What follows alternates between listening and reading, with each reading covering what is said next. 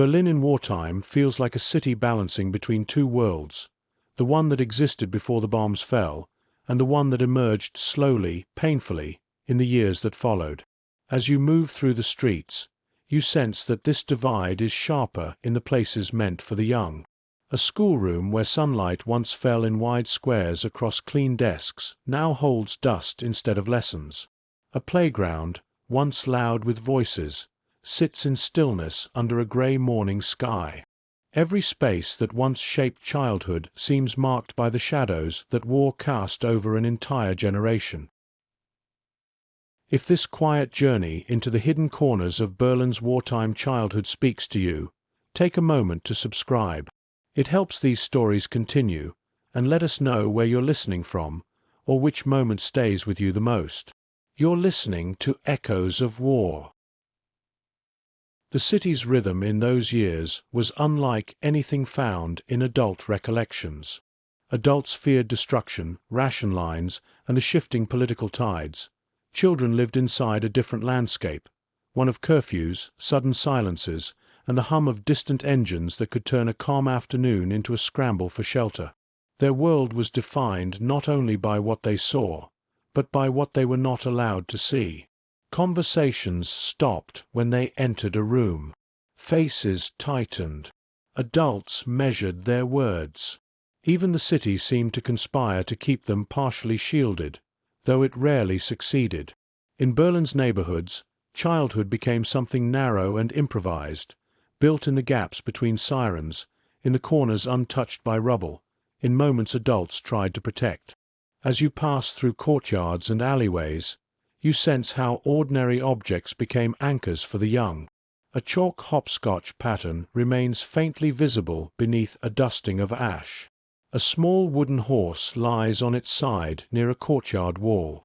A school satchel hangs from a hook, as though its owner intends to return at any moment. These fragments tell a quiet story of how childhood didn't disappear. It adapted, folding itself into the margins of a city under siege. The children of Berlin learned to grow up in worlds that were shrinking, reshaped by fear, discipline, and the unpredictable nature of the skies above. Daily routines became lessons in unpredictability. Even simple journeys, from home to a neighbor's apartment, from the kitchen to the cellar, were often interrupted by the deep mechanical rumble of bombers approaching. Adults could read these sounds. Children learned to recognize them through repetition, absorbing the meaning of every tone and rhythm without being told. You can almost feel how the city trained a generation to listen more than speak, to sense danger before understanding it, to memorize the path to shelter before learning multiplication tables. Berlin was also a city where ideology seeped into the spaces of youth. Uniforms, slogans, and marching songs became part of the fabric of daily life. School lessons narrowed into prescribed narratives. Public squares filled with orchestrated performances meant to shape young minds long before critical thought could form. Yet beneath these displays, there was uncertainty, an unspoken tension among parents, teachers, and neighbors who once imagined a very different future for their children. You notice how tightly adults held onto small acts of normalcy, saving a scrap of chocolate for a birthday, repairing a torn jacket, or tucking a beloved toy safely into a drawer before running for shelter. These gestures were their way of insisting that childhood still mattered. The bombings themselves created new geographies. Whole districts changed shape overnight, turning familiar routes into labyrinths of debris. Children learned these altered landscapes quickly, forming new boundaries and rules for where they could wander. Some streets were avoided not out of fear, but because they no longer carried the memories that once drew the young toward them. Others became strange new playgrounds, not in any romanticized way, but in the practical sense that open spaces, even broken ones, offered room to breathe. You pass a quiet courtyard where a climbing frame stands partially bent but still upright. It carries both resilience and the weight of everything lost. Family life also transformed under falling shadows. Meal times grew quieter. Nights stretched longer in shared basements. Conversations grew coded, shaped by scarcity and the demands of wartime discipline. Yet you sense that bonds within households were often strengthened by necessity. Adults learned to communicate through glances, gestures, and the simple reassurance of presence. Children learned to trust those cues instinctively, finding stability in moments that required no explanation. In these shifting domestic spaces, childhood persisted, smaller, quieter, but present. As you walk through the remnants of the city's public parks, the emotional distance between pre-war childhood and wartime childhood feels stark. Before the war, Berlin's parks were designed as bright, open spaces where families spent afternoons together. During the war, these spaces changed function. Parts were turned into fire breaks, vegetable plots, or emergency gathering areas. Yet traces of early joy remain: a bench carved with initials, metal rings from a removed swing set, a name scratched into a tree trunk. These remnants remind you that children grew up in layers, one world built upon the fading outline of another. The emotional landscape of Berlin's children was shaped as much by absence as by presence. Adults disappeared into uniforms, factories, or offices, leaving behind routines children learned to fill. Familiar voices vanished. Entire neighborhoods shifted as families fled bombardments or relocation programs. Every absence became a lesson in uncertainty, and every return, whether of a parent or a neighbor, became a moment of profound relief. The city taught its youngest residents to measure life in arrivals and departures. Now, standing before the entrance of a cellar commonly used as a shelter, you feel how these spaces became the center of childhood for many. They were classrooms, bedrooms, and gathering places, sometimes comforting, sometimes terrifying.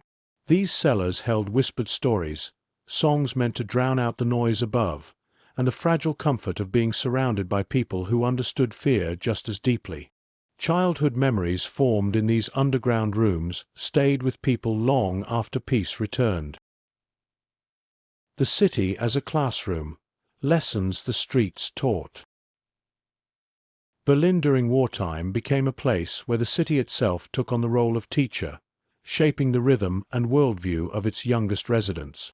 As you move along a narrow residential street, you feel how every structure here held a lesson, some subtle, some harsh, none part of any curriculum written by educators.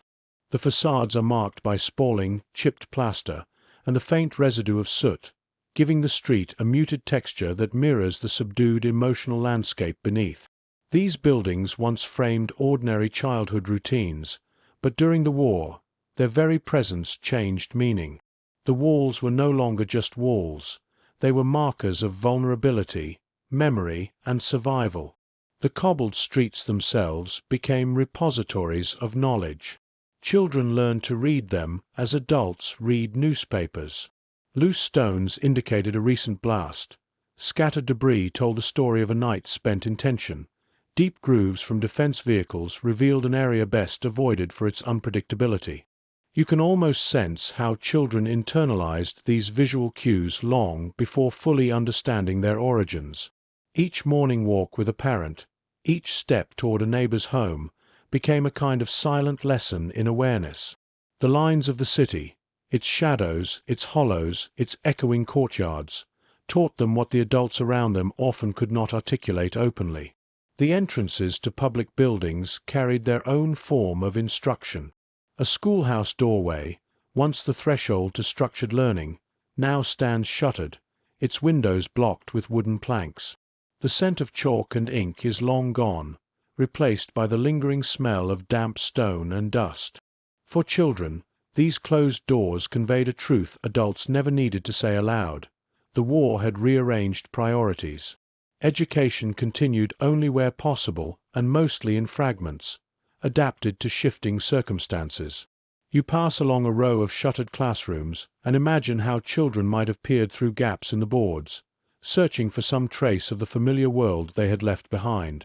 Neighborhood courtyards, once bustling with noise, became reflective spaces where the city taught quieter lessons. In the middle of one such courtyard stands a broken bench, its wood warped by weather. A fragment of chalk still marks a faded tic-tac-toe grid on a nearby wall. The absence of activity here is not just silence. It is instruction in how quickly a place can change. Children would have absorbed this, feeling the shift intuitively. The sudden stillness after a barrage, the long pauses when adults seemed to listen for something in the distance, the way people spoke more softly as the months wore on. The courtyard itself became a ledger of moments. Play, fear, waiting, each one carved lightly into the memory of anyone who passed through. Air raid shelters offered another kind of education, one rooted in instinct rather than formal learning. You step toward a building where a heavy cellar door remains slightly ajar. The metal handle is scratched, the paint worn to bare steel from countless hands. Children learned the importance of this doorway early, how quickly they had to reach it, how to find it in the dark, how to recognize the vibrations in the floor that meant time was running out. These cellars became part of their mental architecture, a space they could navigate even half asleep. Each trip taught them the difference between hesitation and urgency. Even now, the vacant stairwell feels charged with those impressions: motion, fear, and the faint comfort of proximity to others. On quieter days, the city offered softer lessons, though even these carried the undertones of conflict. In an abandoned park, now partly converted into a vegetable plot, you notice a rusted metal frame where a swing once hung. The grass beneath it has grown uneven, hiding the worn patches where children used to drag their feet. A line of stones marks the border of what once might have been a sandbox, now filled with wind-blown leaves. Parks like this reminded children that not everything was lost. Some parts of their lives remained recognizable, if distorted. These places taught them adaptation, the ability to find traces of normalcy in a world redefined by uncertainty. Even the sounds of the city became instructional. The low hum of distant engines, the sudden wail of sirens, the rhythmic clatter of boots on pavement, all formed a kind of wartime vocabulary. Children grew fluent in these cues, learning to distinguish between danger and routine faster than many adults expected. You pause beside the remnants of a tram stop, its signage dented and faded. The metal post vibrates slightly as a breeze passes through, echoing memories of trams that once carried students and workers to their destinations. To children, the sound of a tram was once ordinary.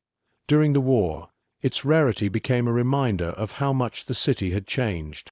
The materials of daily life also offered lessons. Scarcity shaped habits and expectations in ways difficult to imagine outside of wartime. You walk by a storefront with dusty shelves behind cracked glass. The goods are sparse: empty crates, a few rusted tins, a faded poster advertising a product long out of stock. Children learned early that desires had to be rationed alongside food and clothing. They discovered the value of saving, mending, and improvising. The city's shortages became teachers of resourcefulness and resilience, though these lessons carried a weight that few children should have had to bear. In many households, the city's instruction blended with the quiet efforts of adults. Parents tried to shield the young from the harsher truths, but the city itself continued to press its messages into their daily lives. The cracked steps leading up to an apartment, the reinforced tape across a window, the bucket of sand kept by the door for emergencies, all these details shaped how children understood their world. As you observe these remnants, you sense that children learned from everything they saw, even when they lacked the vocabulary to name it. The city taught them vigilance, patience, and the ability to read a room, or a street, before entering it. By the end of your walk through these early chapters of Berlin's wartime environment, you feel how profoundly the city itself influenced those who were growing up within it.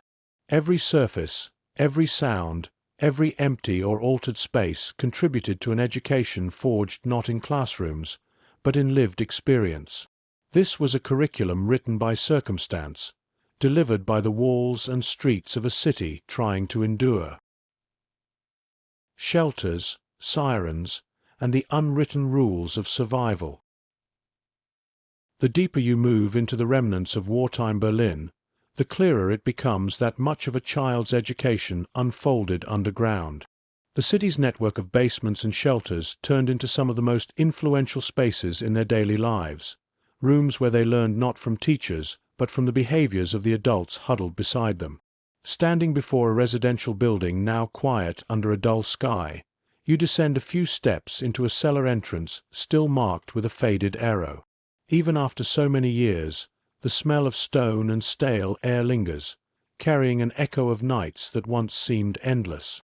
Inside, the room opens into a low-ceilinged chamber supported by thick columns. The benches line the walls in uneven rows, rough wood worn smooth by countless hours of waiting. You can almost sense how these narrow planks became familiar landmarks to the young, where certain families tended to sit, where the light fell most softly, where an adult might offer reassurance with a nod or a murmured story. In these shelters, children learned the unspoken rules of endurance. They learned when to sit still, when to speak quietly, and when to listen to the murmuring rise and fall of adult conversations. The shelters became their second homes, frightening at times, strangely comforting at others. The sirens themselves formed another chapter of unwritten instruction. On the surface, the sound was a shrill, mechanical warning, but for the young it carried layered meanings. It signaled interruption, urgency, movement. Families learned to navigate their own rhythms around it. Meals paused, bedtime routines cut short, games abandoned. You stand in a narrow stairwell, its railing still cool and solid beneath your hand. Children would have raced down these steps countless times, guided by instinct and the steady presence of adults. The stairwell taught them speed and direction, but also caution. The echo of footsteps could mask the slower tread of an elderly neighbor who needed help descending. Those moments of pause, when a child looked back to offer space or a steadying hand, became early lessons in empathy shaped by circumstance rather than instruction. Once inside the shelter, a different kind of learning took over, a patient, enduring awareness shaped by hours in dim lamplight. You look toward a cracked lantern still hanging from a hook on the ceiling. Its glow would have illuminated adults bent over radios, whispering news updates, or tracing lines of worry across their foreheads.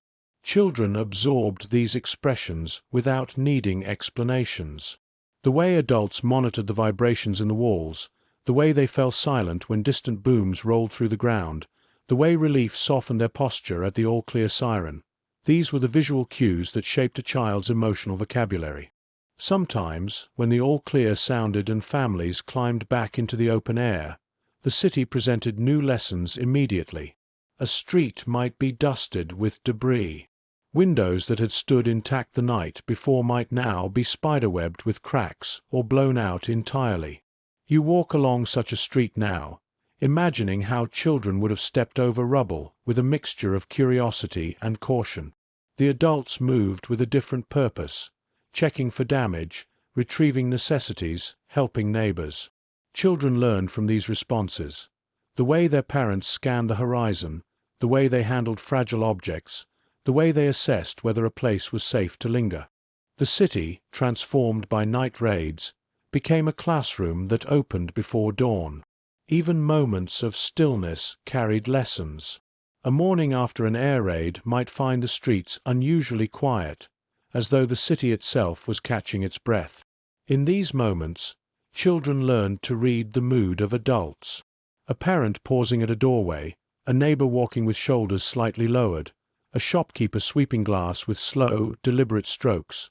All these gestures taught children how to interpret the emotional aftermath of violence. They learned resilience not as a grand idea, but as something lived in subtle routines. The act of opening a window to let in fresh air, the sweeping of dust, the tightening of a loose hinge. These gestures became a kind of silent recovery ritual the young absorbed without guidance. Rationing enforced another set of rules. Food lines, which stretched along sidewalks under gray skies, introduced children to concepts of scarcity and patience early. You pass a former ration office, its sign still faintly visible above the doorframe. The counters inside are empty now, but you can imagine the lines that once formed outside. Adults waited with ration cards in hand, speaking in low voices, calculating how far each purchase could stretch. Children learned not only the meaning of waiting, but the value of every small portion.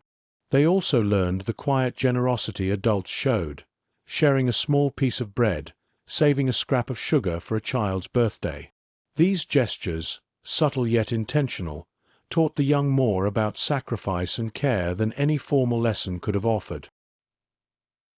The city's transportation system added yet another layer.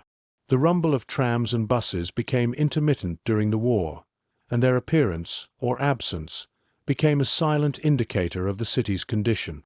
You stopped beside a rusted rail embedded in the pavement, a reminder of a route that once wove through Berlin's neighborhoods.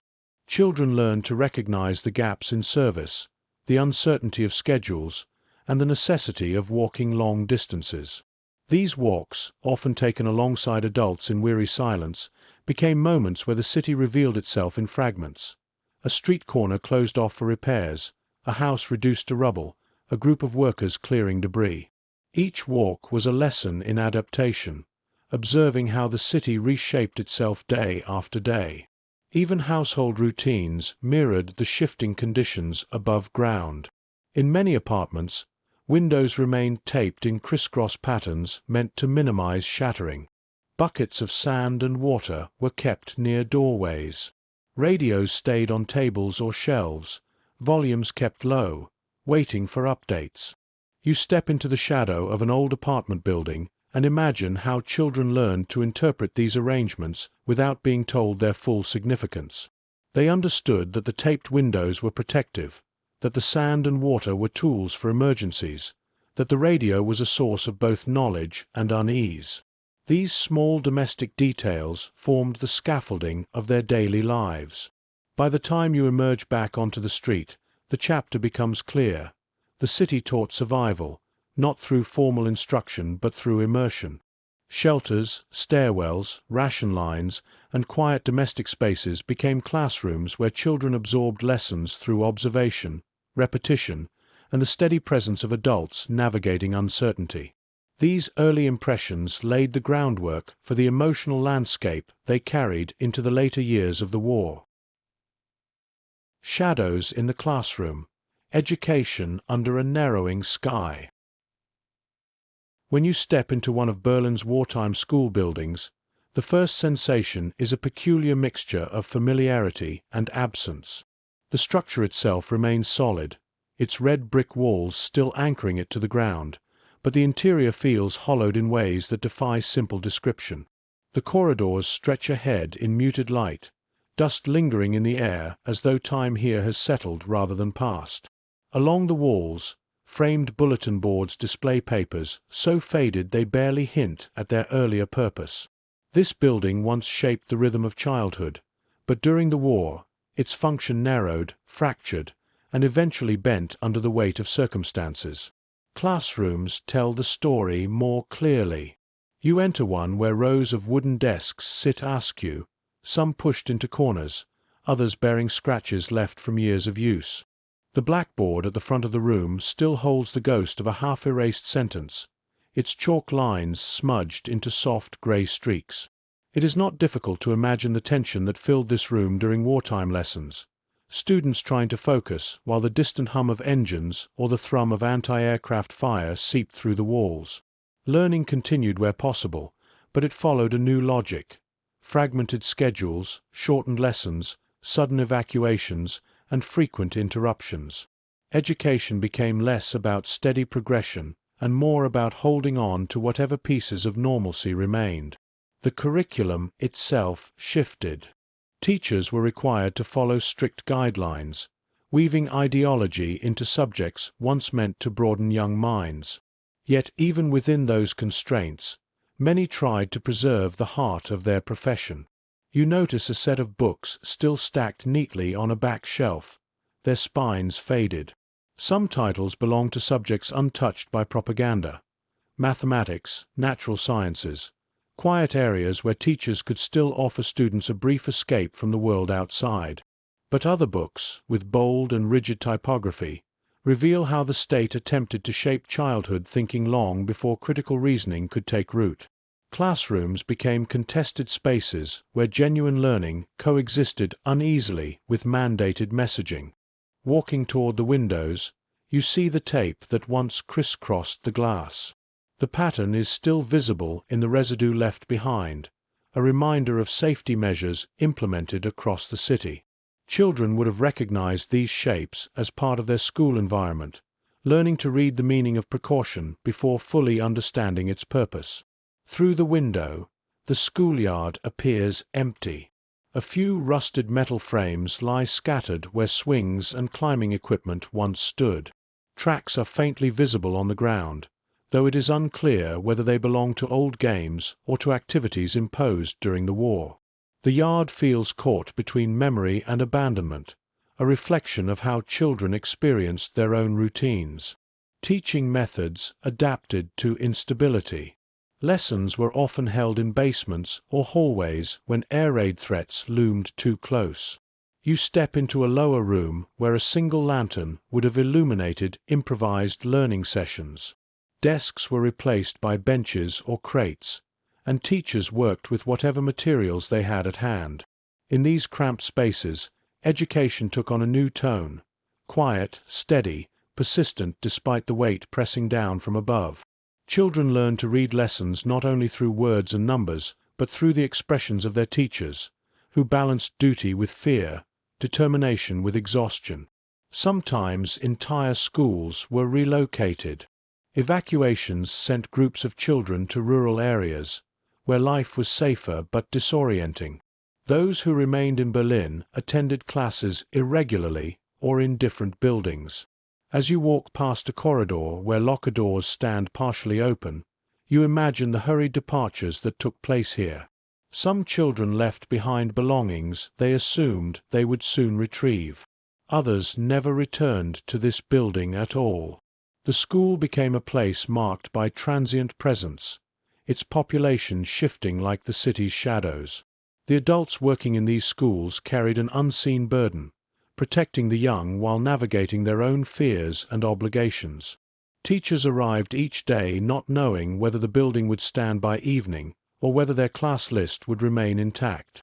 Many developed routines meant to reassure their students, beginning lessons with steady, predictable greetings, ending days with brief moments of calm, using repetition to create a sense of continuity. These gestures, though small, anchored children during a time when their world felt increasingly unpredictable. In the quiet of an empty classroom, you sense how childhood learning expanded beyond textbooks. The very walls imparted lessons about endurance and adaptability. The pauses between sirens taught patience.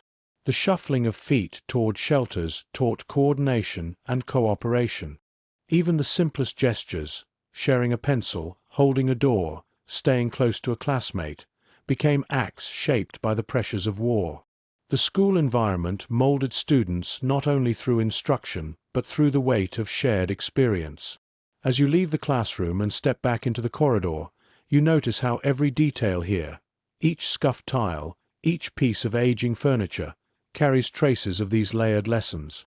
The children who passed through this building learned far more than what appeared in their books. They learned to listen closely, to read the mood of a room, to follow routines that protected them, and to trust in the adults who guided them through uncertainty. Their classrooms may have narrowed, their lessons disrupted, but education persisted in every corner where determination outpaced despair. Teachers, indoctrination, and the quiet resistance of ordinary lessons. As you continue deeper into the school building, the atmosphere changes. The corridors grow narrower, the light more subdued, and the echoes of footsteps seem to linger longer before fading. This wing was once dedicated to older students, but during the war, age distinctions blurred. Rooms that once held structured lessons became multipurpose spaces, classrooms, storage areas, makeshift offices. Education here was shaped not only by scarcity and interruption, but also by a pervasive tension between what the state demanded children learn and what their teachers believed they needed. You step into a room where a large poster still clings to the wall, its edges curled. The imagery is stark, bold, unmistakably ideological. Such materials were commonplace in Berlin's wartime schools, reminders that education served dual purposes, informing young minds and shaping their loyalties. Teachers were required to reinforce political narratives woven into subjects that had once been neutral. Geography lessons emphasized territories. History lessons highlighted selected triumphs. Even language exercises were infused with slogans. For children, this content became part of their daily environment, absorbed as readily as multiplication tables. Yet even within these constraints, many educators carried out a quiet form of resistance. They taught their mandatory lessons, efficiently, correctly, but often shifted the tone when they could. You imagine a teacher lingering on a poem unrelated to the times, letting students sit with its imagery, or a mathematics instructor focusing on complex problems that required concentration, giving children a break from the emotional weight of the world beyond the classroom. These small acts, subtle enough to go unnoticed by supervisors, offered moments of refuge. They preserved fragments of a broader intellectual world while shielding students from the full force of official messaging. The teachers themselves stood at a difficult crossroads. Their profession demanded guidance and empathy. Their government demanded compliance.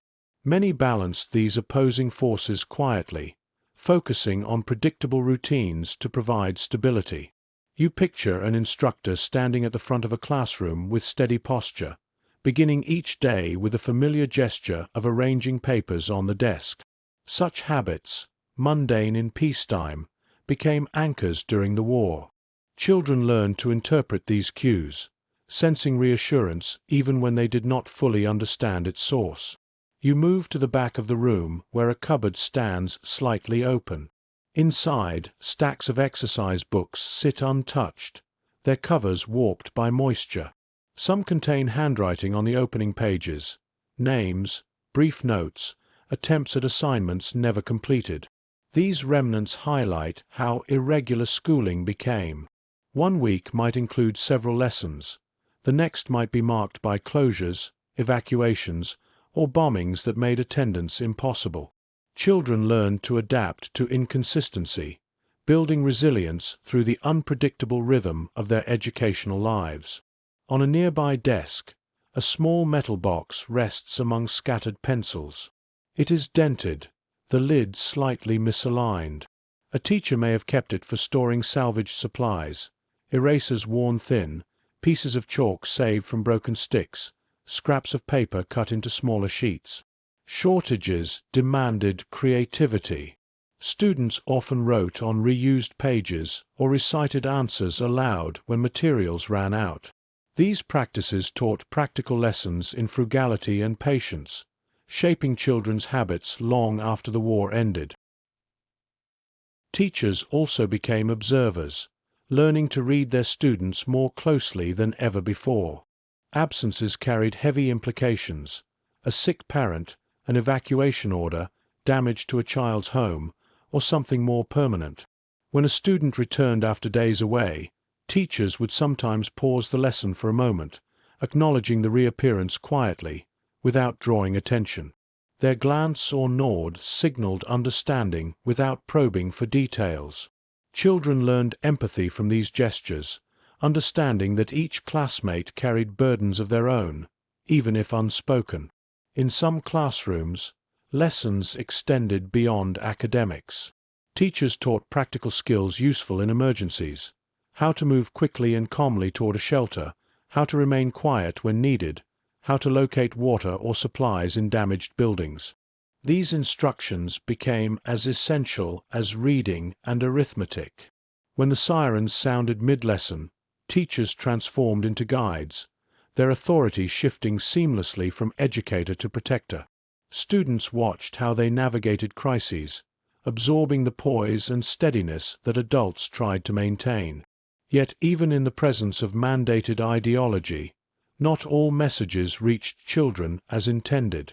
Many students accepted the posters, slogans, and structured chants as simply part of the environment rather than deeply held truths. They learned to repeat what was required without always attaching meaning to it. Over time, the emotional weight of war overshadowed political narratives. The fear of bombings, the strain of rationing, and the instability of daily life left deeper impressions than any classroom doctrine. Teachers understood this, and many quietly relied on it, trusting that their students' lived experiences would temper what they encountered in official lessons. As you leave the classroom and enter the staircase leading to the upper floor, the railing feels worn beneath your hand, a reminder of the countless children who once held on to it as they hurried between lessons or descended toward shelters. On each landing, windows overlook the courtyard below. From here, the emptiness of the schoolyard is even more pronounced. Metal hoops where basketball nets once hung are bare, their shadows stretched across cracked pavement. This view reinforces how wartime education extended far beyond the classroom.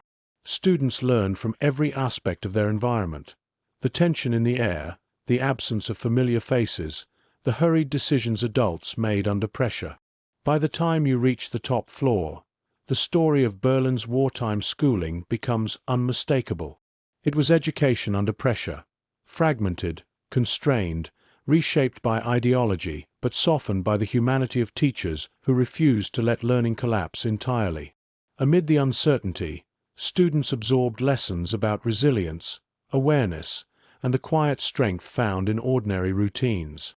The classrooms may now be dusty and silent, but the imprint of those years remains in every scuffed desk, every faded poster, and every corridor shadow that once held the footsteps of children navigating a narrowing sky. Homes under strain, domestic life in a city losing its familiar shape. When you step inside one of Berlin's wartime apartments, the first thing you notice is not the damage but the stillness, a kind of suspended air, heavy with traces of ordinary life interrupted. The room is small, with furniture arranged in a way that suggests practicality rather than comfort. A wooden table stands near the window, its surface marked by years of use. A chipped enamel teapot rests on a trivet as though waiting for a moment that never arrived. These domestic details once formed the backdrop of childhood, but during the war, even the simplest objects took on new significance. The windows, taped in careful crisscross patterns, filter the light into muted, fractured beams. This precaution was repeated in households across the city, a quiet symbol of the tension woven into daily life. Children living here would have learned to read those shapes long before understanding why the glass needed reinforcement. Through the distorted panes, the exterior world appears blurred, as though viewed through a thin veil. The skyline, altered by bombardment, seems distant and fragile. The apartment's interior became a sanctuary of sorts, narrow, imperfect, but familiar. Moving into the small kitchen, you feel how shortages shaped the rhythms of family life. The shelves are sparse, holding only a few tins and jars. On the counter, a ration book lies open, its pages creased from repeated use. For parents, these pages dictated what they could provide. For children, they represented limits, quiet adjustments, and the value of every meal. The ritual of rationing became part of the household routine, a shared acknowledgement of scarcity. You sense how children internalize these patterns: the careful scraping of the last bit of jam, the stretching of ingredients to feed a family, the way adults spoke softly when calculating how long supplies would last. The living room carries a different mood. A radio sits on a side table, its dials slightly worn. This device was both a connection to the outside world and a source of unease.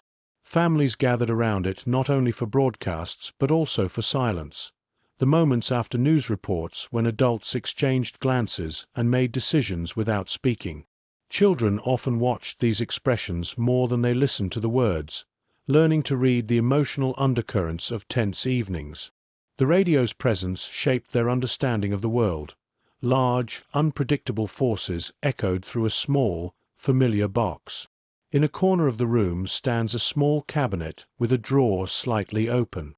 Inside, a few personal items remain: photographs turned face down, letters tied with string, perhaps a cherished object belonging to a family member serving elsewhere. These keepsakes held enormous weight during the war. Adults safeguarded them not only for their sentimental value, but for the sense of continuity they offered. Children noticed when these objects were handled gently, or when they were put away with particular care. They learned that certain things carried stories beyond what was spoken aloud. As you move down a narrow hallway, the faint scent of damp stone drifts upward from the cellar. This subterranean space, often a family's refuge during air raids, formed an extension of the home. Families prepared it in advance, storing blankets, candles, and a few essentials. Children became familiar with this routine: the quick gathering of items, the descent down the stairs, the sounds filtering through the walls as neighbors arrived. These moments created a unique domestic atmosphere, fear and comfort interwoven in a single confined space. The cellar was part of the household not by choice, but by necessity. A small bedroom reveals how families adapted to shifting circumstances. The bed is neatly made, though the blankets look thin and worn. A lone chair sits beside a small dresser. On the floor, near the foot of the bed, a pair of small shoes remains placed as if waiting for their owner, an image that carries weight without needing elaboration.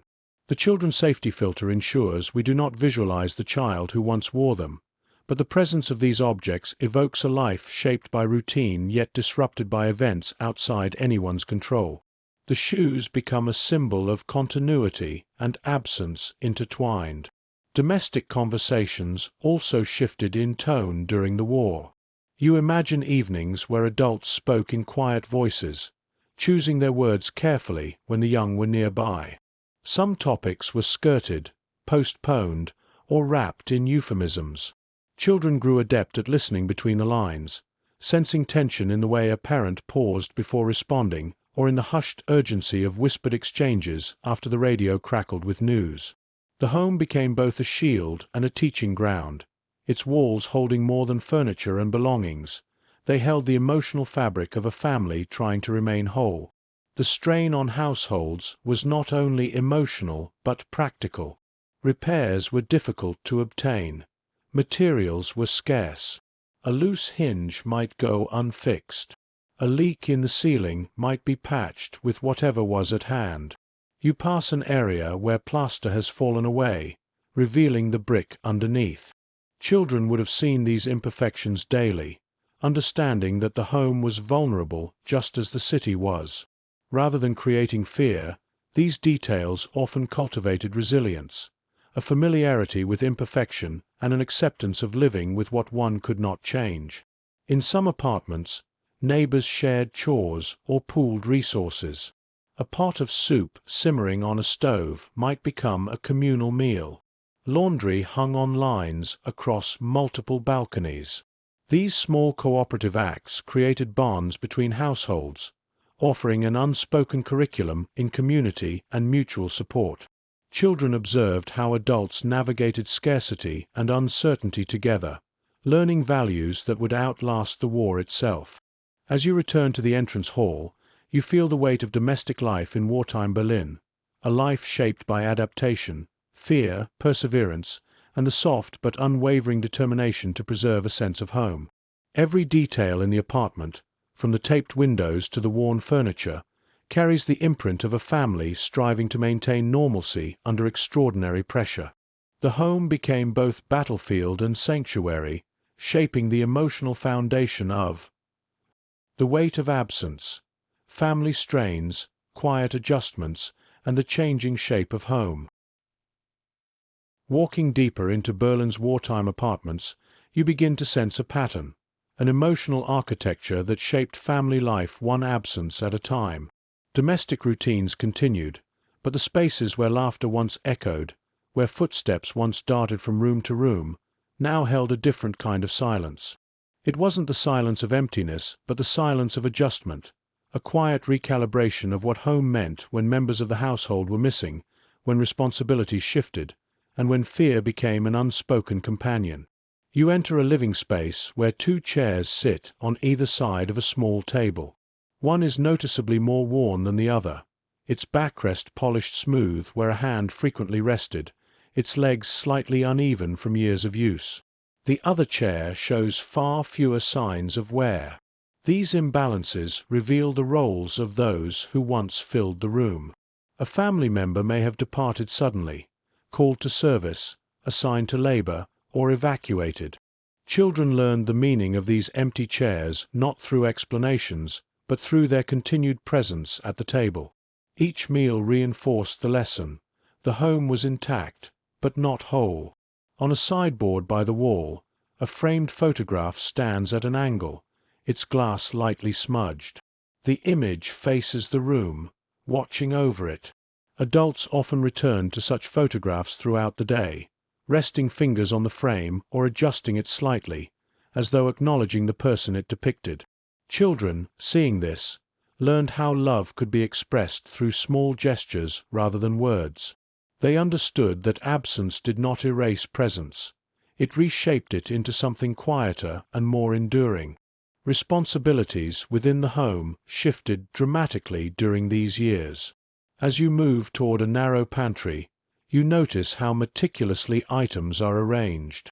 A single tin sits beside a folded towel.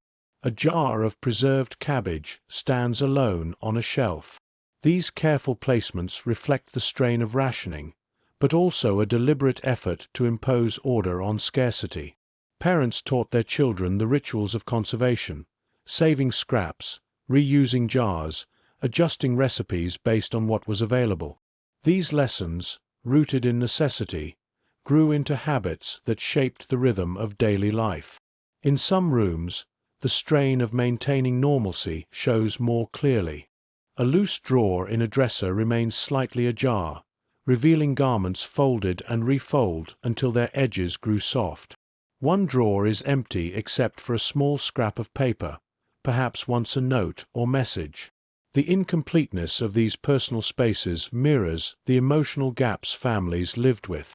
Children often sensed these voids without having the vocabulary to express them. They learned to interpret emotional shifts, tension, worry, sudden tenderness, the way adults interpreted weather patterns or news reports. You move into a second bedroom, smaller than the first. The bed here is narrower, tucked against a plaster wall that shows faint water stains near the ceiling. A blanket lies folded neatly at the foot of the bed. On the dresser, a candle rests in a simple metal holder, the wick blackened. This room seems prepared, as though waiting for someone's return. Wartime Berlin held many such rooms, spaces maintained for those temporarily absent or indefinitely gone. Children living in these homes absorbed the weight of expectation and uncertainty in ways that shaped their emotional maturity. They learned to read hope in a neatly made bed, to interpret quietness as care. Adults often tried to shield children from the worst of their worries, but the home itself offered a constant stream of unsaid truths. Every time a parent paused before answering a question, every sigh that escaped after a radio bulletin, every glance exchanged across a dimly lit room taught lessons about vulnerability and resilience. You can almost feel how these unspoken moments accumulated, shaping the internal worlds of those who grew up here. Children learned patience by watching adults wait for news. They learned endurance by watching them accept what could not be changed. In the kitchen, a small metal stove stands in one corner. A pot sits on top with a thin residue at the bottom, evidence of a meal stretched as far as possible. Kitchens during the war were often the emotional heart of the household, places where adults whispered, strategized, and worried in low voices. Children observed these quiet exchanges, learning to sense tension in the way someone stirred soup or set down a spoon. Even the sound of water boiling could take on layered meaning, relief on days when there was enough to cook, frustration when there was not. A hallway closet reveals more about the shifting dynamics of the home. Coats hang close together, some worn thin at the elbows, others patched with care. On a high shelf sits a small wooden box containing sewing materials, thread, needles, scraps of fabric. Repairing clothing became part of weekly routines, a necessity that taught resourcefulness.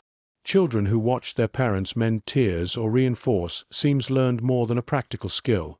They learned the value of patience and the quiet dignity of making do with what one had. Some households took in extended family or neighbors displaced by bombings.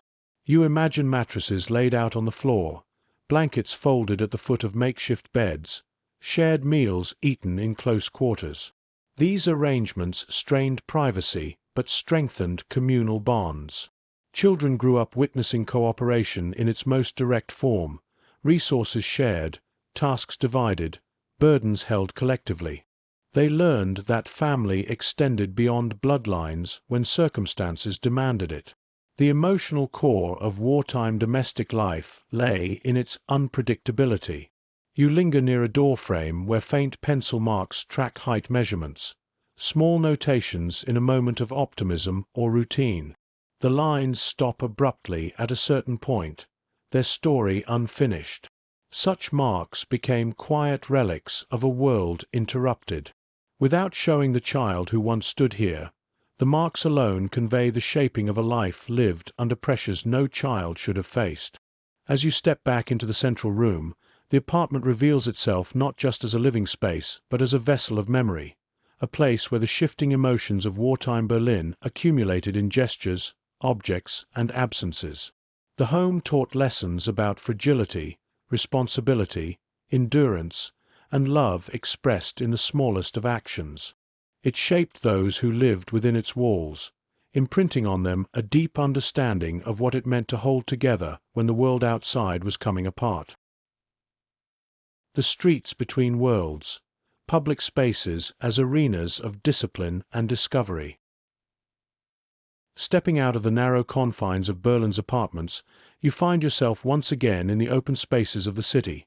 Streets, courtyards, parks, and squares that formed an essential part of childhood long before the war. During peace, these places were sites of play and exploration. During the war, they became something more complicated. Corridors of caution, informal gathering grounds, and accidental classrooms where children absorbed the mood of a city under tension. Even now, under muted light, you sense how these public spaces held two worlds at once, the remains of a carefree past and the press of wartime realities reshaping every step taken on worn pavement. You move along a street lined with apartment blocks, their facades marked by years of bombardment. The cobblestones beneath your feet are uneven, some shifted by blasts, others worn smooth by countless hurried evacuations. For adults, these streets were routes to work or ration lines. For children, they were territories defined by invisible boundaries. One corner might be safe to linger in during quiet hours. Another might be avoided entirely due to instability in the building above or the presence of patrols. Without ever being formally taught, children learn to read these boundaries intuitively, shaping their wanderings according to the city's rhythms. At the far end of the street, a gateway opens into a courtyard shared by several buildings. The space is rectangular, enclosed on all sides, a pocket of the city where life once gathered. A metal drain pipe runs down the wall, its lower half dented. A patched section of brickwork stands out against the rest of the facade, the color newer and brighter. These signs of repair mark the aftermath of damage, small reminders of danger that adults noted carefully and children absorbed more passively. For the young, the courtyard was still a place to move, to watch neighbors, to mimic adults' work or conversations. But the tone had shifted. Laughter no longer echoed freely here. It appeared only in brief bursts, quickly muted by watchful parents or by the city's uneasy quiet. Even the simple act of moving from one courtyard to another became a kind of lesson in awareness. Children learned to travel in small groups, staying close to walls or doorways. They recognized the difference between the distant rumble of trams and the deeper, unsettling vibration that signaled something entirely different. You pass an alley connecting two such courtyards, its stone archway darkened by soot. The passage feels narrow and slightly claustrophobic, carrying the sensation of a world compressed. Children would have used these routes daily, learning to navigate their city with a keen sense of attention that far outstripped their years. In public squares, the atmosphere shifted depending on the hour and the state of the war. Early in the morning, market stalls might appear briefly, selling whatever produce or goods could be sourced. Later in the day, workers or volunteers might gather to clear debris from the previous night's raids. Children observing these scenes learned not only the practical aspects of survival, but also the communal ones. They watched adults cooperate, share information, or offer help to others whose homes had been damaged. These public spaces became stages where resilience was performed, silently teaching the young that hardship was navigable when faced together. As you cross one such square now, you notice the remnants of a fountain at its center. The basin is cracked, its stone chipped at multiple points, and the water has long since been shut off. Moss traces faint lines across the stone. Children who passed through here would have noticed these changes gradually, understanding instinctively that the city they inherited was not the one their parents had known. The transformation of public spaces, lost amenities, damaged features, absent decorations, became part of their internal landscape, shaping their notion of what a city was supposed to be. Parks, once filled with greenery and open pathways, adapted to wartime needs. Trees were trimmed or felled for firewood, flower beds replaced with vegetable plots. You walk past an open patch of earth that retains faint traces of rose, the soil hardened by time. The remnants of a wrought iron fence border the space, a few broken pieces lying nearby. For children, parks became places where fragments of the old world could still be found, patches of grass untouched by repurposing, benches where older neighbors sat to share quiet company, the occasional bird or stray cat offering a moment of normalcy. These encounters, though small, taught children to find comfort in the details that persisted despite the upheaval. Yet wartime discipline permeated these spaces as well. Patrols passed through regularly. Adults instructed children to avoid certain blocks or to return home before dark. Sirens could interrupt a moment of calm without warning. Even without showing themselves in imagery, the routines imposed on families echoed across the streets. Children learned to stop when adults halted, to stay close when tension rose, to move quickly when the sky changed tone. These instincts became as familiar as nursery rhymes once were. Public transportation routes added another layer to this education. A rusted tram rail glints faintly in the street as you walk, leading toward a station whose sign hangs crookedly from an iron bracket. Trams ran irregularly, often delayed or rerouted due to damage. For children, their deep mechanical rumble became a sound tied to unpredictability. When the tram arrived, it was a moment of novelty.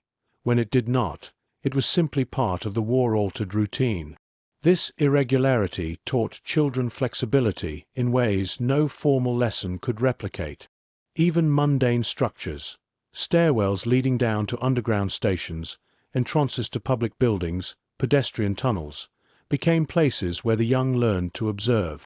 The scent of damp stone, the flicker of unreliable lights, the sight of adults scanning the sky before entering open spaces, all contributed to a set of instincts that shaped their perception of risk. These instincts would last long after the war ended, carried into adulthood as echoes of the environment that molded them. By the time you reach another broad avenue, the lesson becomes unmistakable.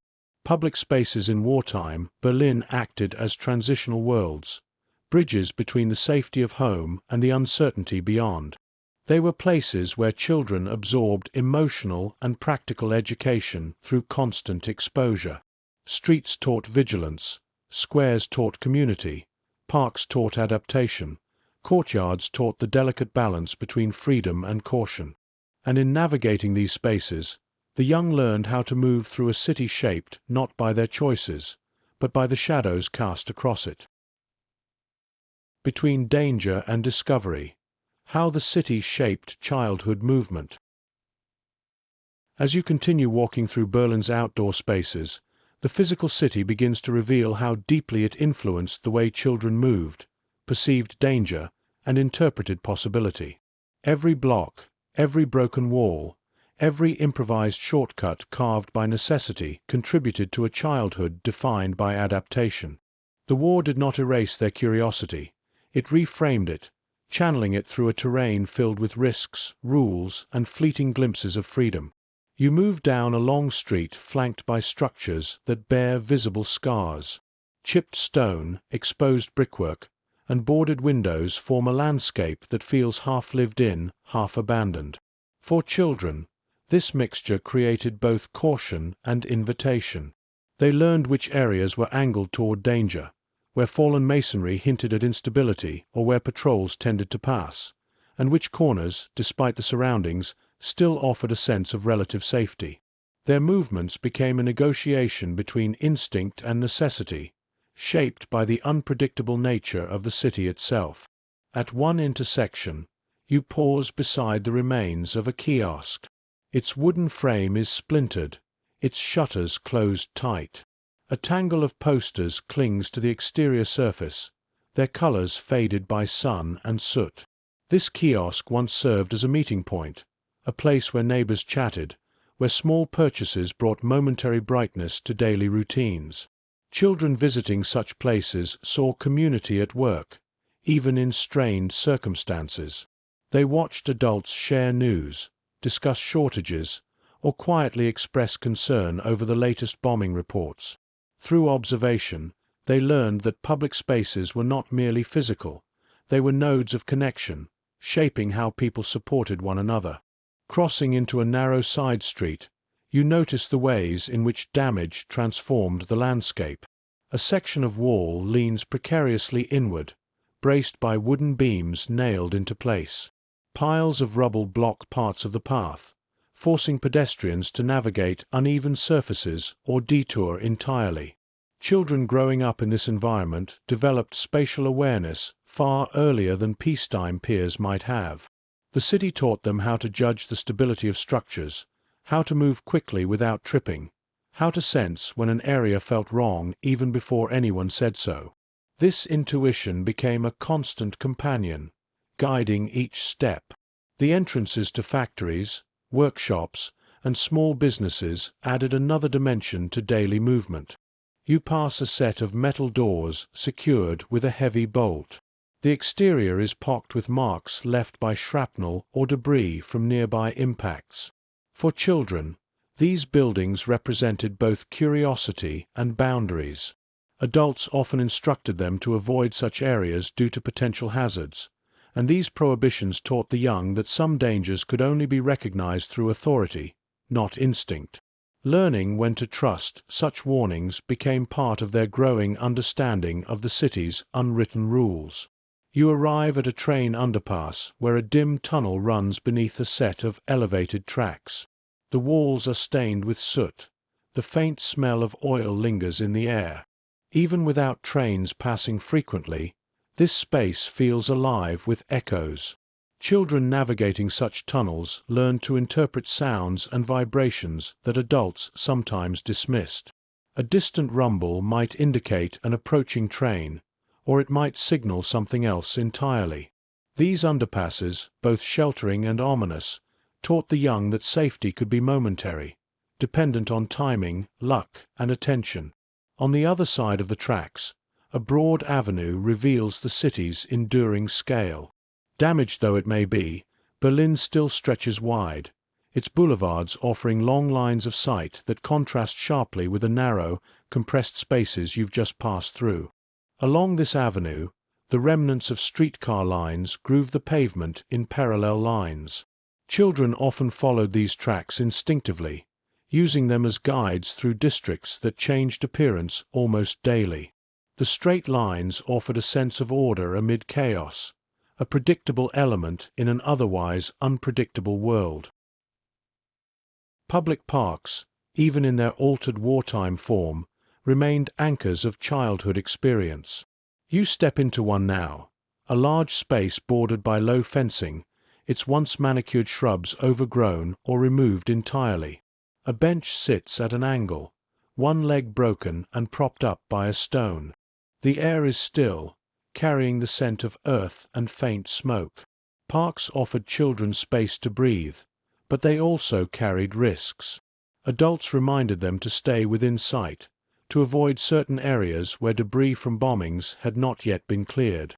Children learned to balance the natural impulse to explore with the ever-present awareness of danger. This balance shaped their development in subtle ways, teaching restraint without entirely stifling curiosity. The role of other children, unseen but deeply influential, also shaped how the young navigated public spaces. Friendships formed around proximity and shared experience rather than planned activities. Groups gathered in courtyards, stairwells, or open lots where debris had been cleared. These informal gatherings allowed the young to observe how peers interpreted the world around them. They learned bravery, caution, and improvisation by watching one another move through the same streets. The absence of visible children in this narrative, preserved by the safety filter, does not diminish their influence. Their presence is felt through the social patterns that shaped daily life. Even open-air markets, reduced in scale and frequency, played a role in childhood learning. Passing one such location now, little more than a cleared patch of pavement with scattered crates, you imagine how children absorb the ebb and flow of scarcity. They saw adults barter, share information, or quietly lament missing goods. They overheard fragments of conversation that hinted at wider realities beyond their immediate understanding. These markets became windows into adult concerns, teaching the young to sense mood and meaning in gestures rather than full explanations. By the time you re-enter a residential block, the chapter's pattern becomes clear. Public spaces in wartime Berlin were environments of overlapping lessons: physical, emotional, social, and instinctual. Children learned to judge risk not through instruction but through experience. They found moments of wonder even amid ruin. They witnessed community in the small routines that survived upheaval. And through it all, the city taught them to move through a world shaped by shadows without letting those shadows fully claim their sense of possibility. Echoes of the sky, fear, routine, and the lessons learned between sirens. The air above Berlin held a language of its own during the war, a shifting code of sound and vibration that shaped the emotional lives of those living beneath it. For children, this language became part of their earliest memories, a constant presence woven into the city's fabric. As you walk along a broad avenue, the sky above seems unusually open, pale, and quiet, as though withholding the weight it once carried. Yet every street, every building facade still holds traces of the lessons learned from years spent listening for danger. The first sound children learned to recognize was the faint, distant hum that preceded the approach of enemy aircraft. Adults often paused mid-sentence when they heard it, turning their heads slightly as if confirming an intuition. Children absorbed this behavior instinctively. They watched the way adults listened, brows tightening, posture shifting, and learned that certain sounds required attention before understanding. You step beneath a row of buildings where the echo of your own footsteps feels amplified, mirroring the heightened perception that war imprinted on young minds. Sirens followed next, their wailing arcs stretching across the city with a rhythm that became both feared and familiar. The rising tone signaled urgency. The steady, prolonged cry announced imminent danger. The abrupt silence afterward carried its own weight. You pause near a public building where a rusted air raid siren still clings to the corner of the roof. Its metal cone is bent, streaked by decades of weather, but the shape is unmistakable. Children living here did not just hear these sirens, they internalized them. The sounds became cues for action, emotion, and memory, forming a backdrop to daily life. The routine that followed each siren became a structured choreography. Adults gathered essential items: blankets, small bags, candles, often with movements so practiced they appeared automatic. Children followed, learning to trust the pace set by their caregivers. You descend into the stairwell of an older apartment building, imagining how many small hands once gripped the railings during hurried descents. The air grows cooler, heavier, reminding you that this descent was not merely physical. It was an emotional passage from the familiar to the uncertain. In the shelters below, a different kind of rhythm emerged. The sounds from above filtered through layers of stone and earth. Distant booms, faint trembling, the soft clatter of dust dislodging from beams. These noises shaped the emotional vocabulary of childhood. Children learned the difference between a distant impact and a closer one, between a brief tremor and a longer vibration. Even without understanding the mechanics of warfare, they sensed the magnitude of danger through these subtle distinctions. The shelter became a place where the sky's voice was muted but still present, teaching lessons of patience, fear, and endurance. The all-clear siren carried its own emotional resonance. Emerging back into the open air, adults exhaled visibly, shoulders unclenching, steps slowing. Children watched these transformations closely, learning to mirror relief before fully feeling it themselves. You walk out of a shelter entrance now, into a narrow courtyard where light spills unevenly across cracked stones. The contrast between the dim cellar and the open sky created powerful impressions, shaping how children perceived safety. The sky was never just a neutral backdrop. It was a shifting presence, sometimes threatening, sometimes gentle, always influential. Weather, too, altered the tone of the sky. Overcast days carried a muted tension, as though danger could hide behind thick clouds. Clear days offered reassurance but also vulnerability. The openness made sounds travel farther, amplifying the approach of aircraft. You move through an open lot where a section of wall has collapsed, providing an unobstructed view of the horizon. Children often paused in such places, tilting their gaze upward, listening for cues adults sometimes preferred to ignore. Their sensitivity to the sky became a form of early emotional training, teaching them vigilance while eroding the effortless joy that usually accompanies childhood encounters with open space. Even ordinary outdoor sounds took on layered meanings. The distant whistle of a train, the banging of pots or tools, the clatter of construction. Children learned to differentiate these from the ominous hum of engines overhead. This distinction was not taught explicitly. It emerged from lived experience. You walk past a courtyard where laundry lines stretch between buildings.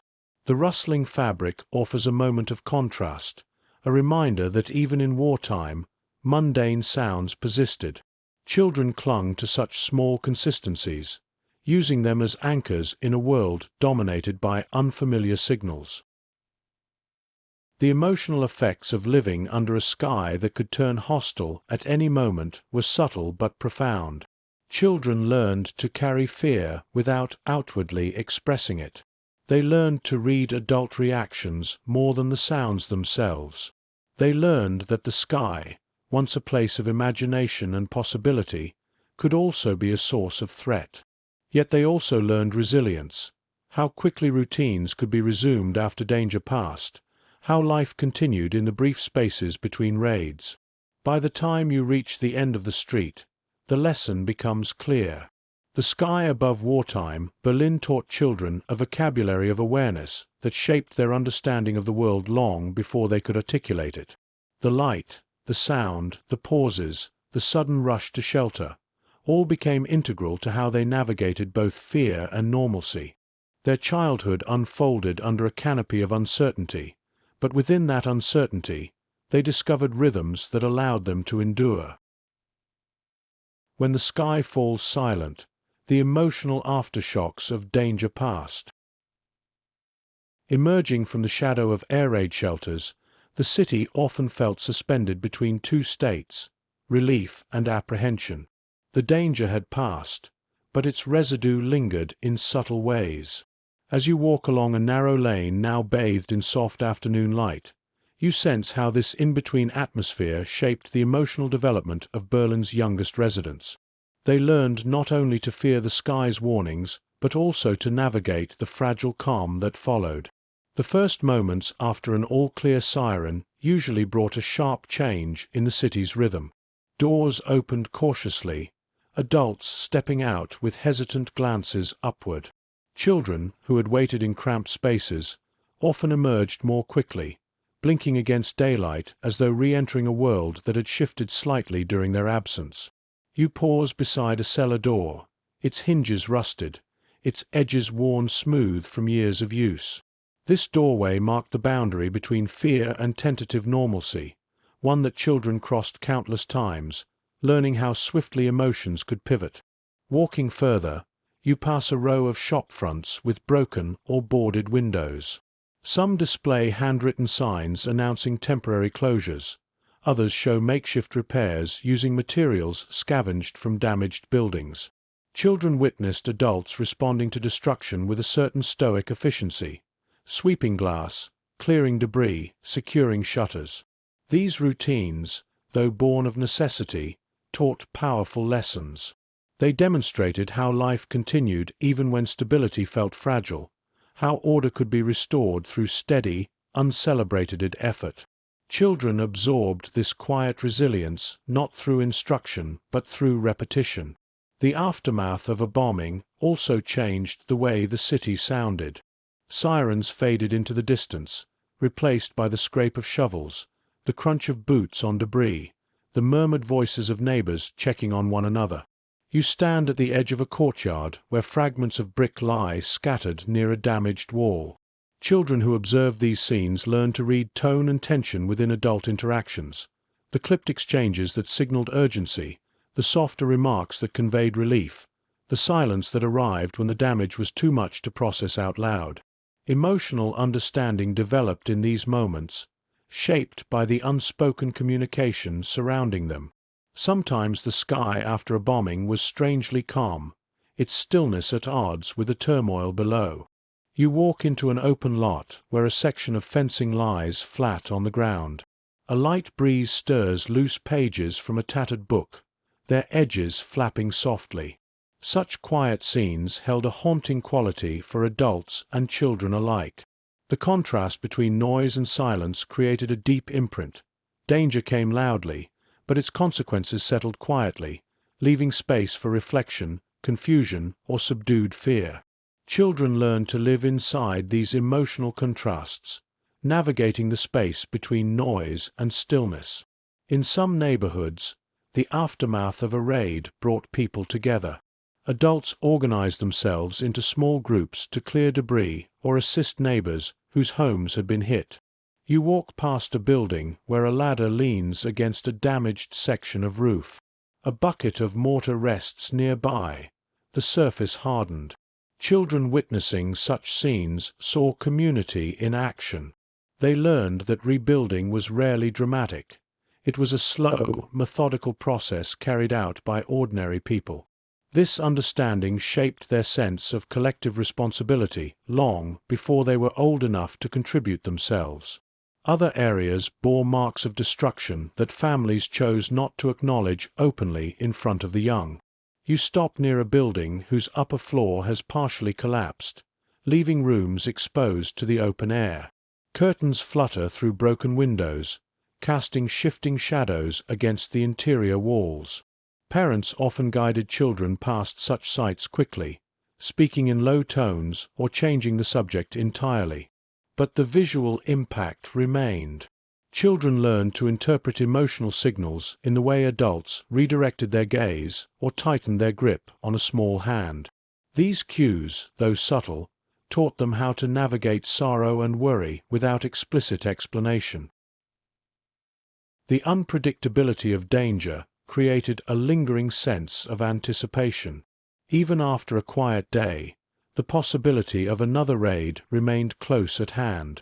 Children learned to live with this tension in ways that became almost instinctive. You walk beneath a row of bare-branched trees lining a residential avenue.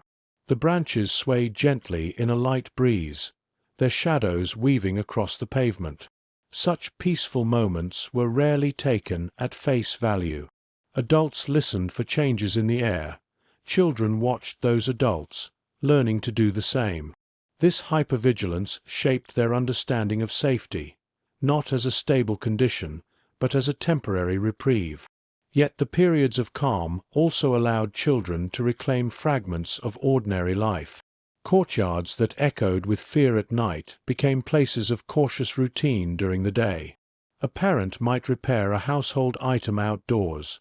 A neighbor might exchange brief conversation while sweeping a doorway. You step into one such courtyard now.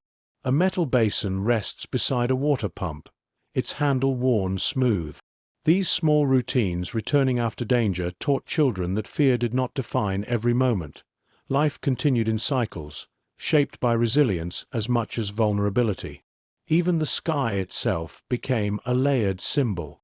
On some days it offered solace, a reminder that beauty persisted above the smoke and damage. On other days it served as a warning, the faintest engine hum setting hearts pounding. Children learned to navigate these shifting meanings. The sky could be watched, read, interpreted. It was not simply overhead. It was part of their daily emotional geography.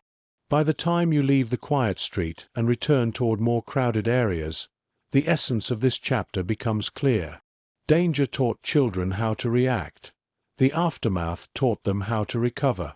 In the stillness between threats, they internalized lessons about resilience, emotional control, and the unpredictable nature of their world.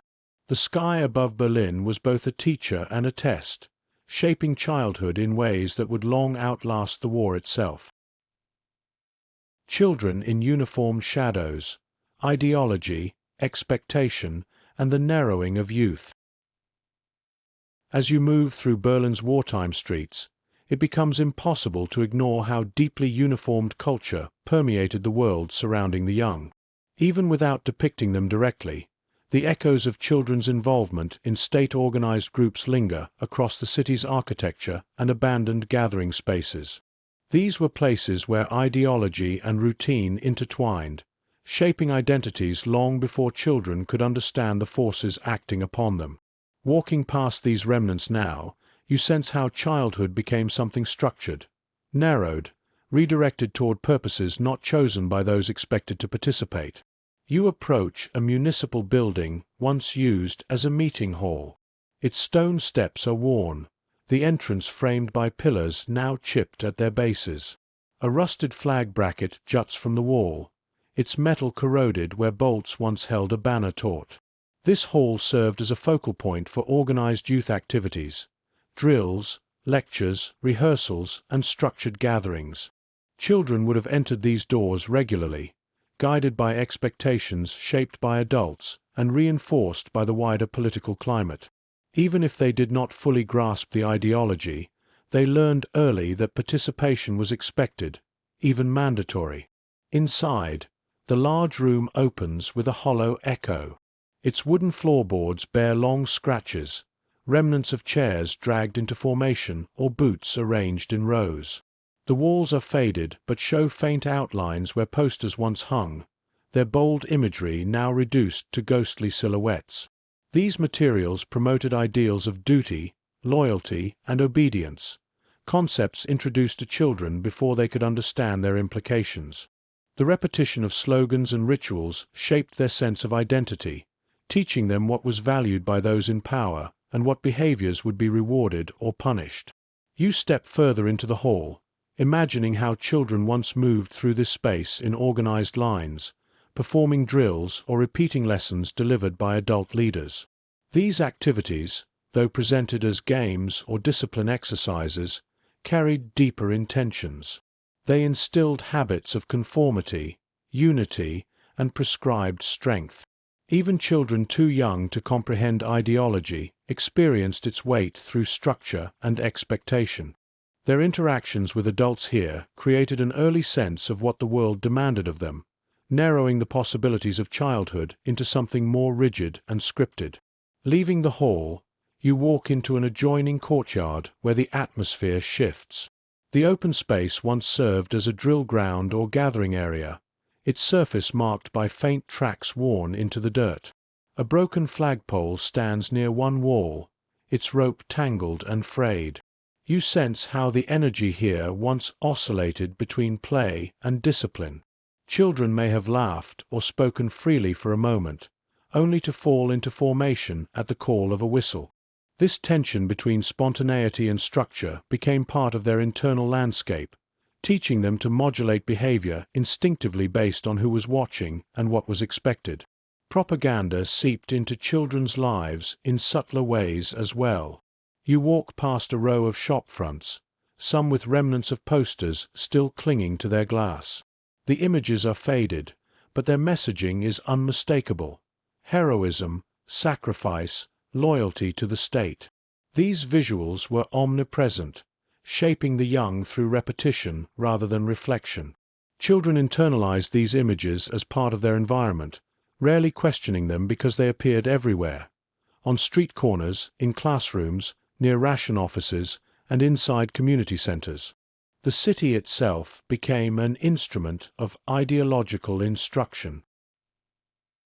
At the edge of a small park, you find a concrete platform protruding from the ground. It once served as a stage for public ceremonies, rallies, announcements, or performances involving organized youth groups.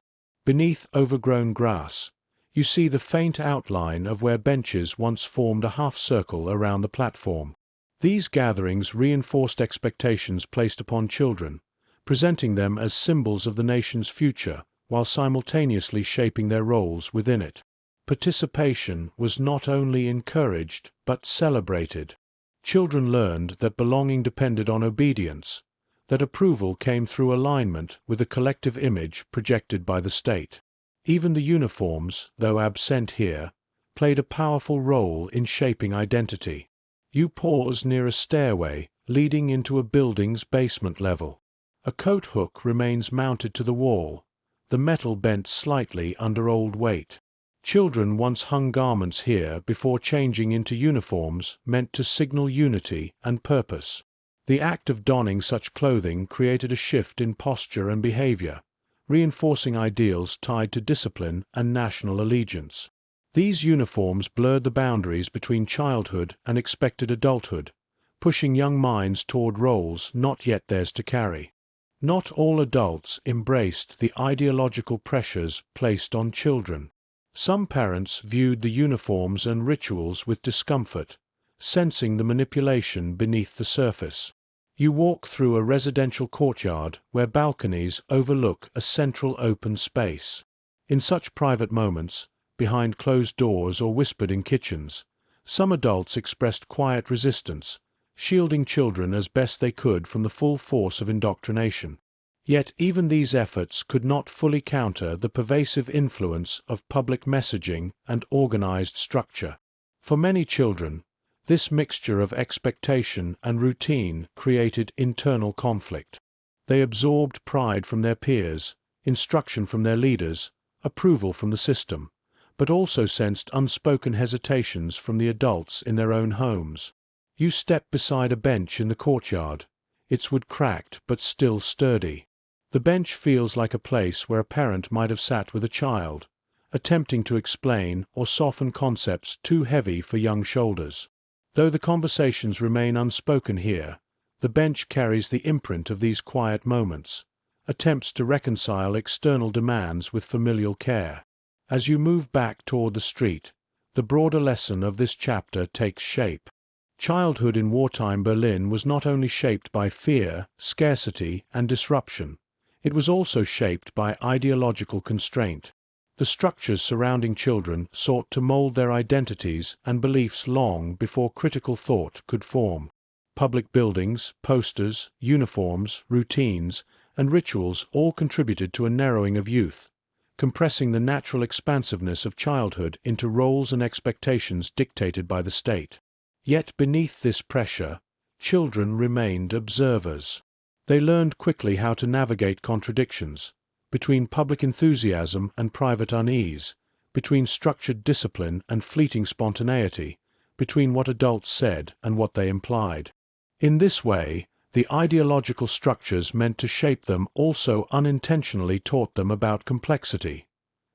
Whispers against the noise, quiet acts of protection, and the emotional armor of childhood. Leaving behind the formal spaces where structured youth activities once took place, you step into the quieter parts of the city. Residential alleys, stairwells, and small courtyards that reveal how families navigated the pressures placed on their children. The ideological world outside was loud, insistent, and woven into the city's public face. But inside these more private spaces, parents and caregivers tried to soften its impact, offering refuge through subtle gestures rather than open defiance. Childhood, under these conditions, became a negotiation between public expectation and private protection. You enter a hallway that feels calmer than the streets outside.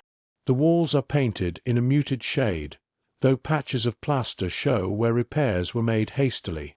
Along the baseboard, faint scuff marks indicate years of hurried footsteps, families moving quickly during air raids or returning from long days shaped by ration lines and strict routines. This hallway, narrow and dimly lit, was one of the few places where external pressures paused. Here, children watched adults exchange brief but meaningful looks, signaling relief simply by being home. On a small table near the stairwell rests a kerosene lamp with a chipped glass chimney. Its presence suggests evenings spent preserving normalcy through soft light, even when electricity was unreliable. These quiet hours at home became moments where adults reclaimed a measure of authority over their children's experiences, telling stories, discussing school quietly, or offering simple reassurances.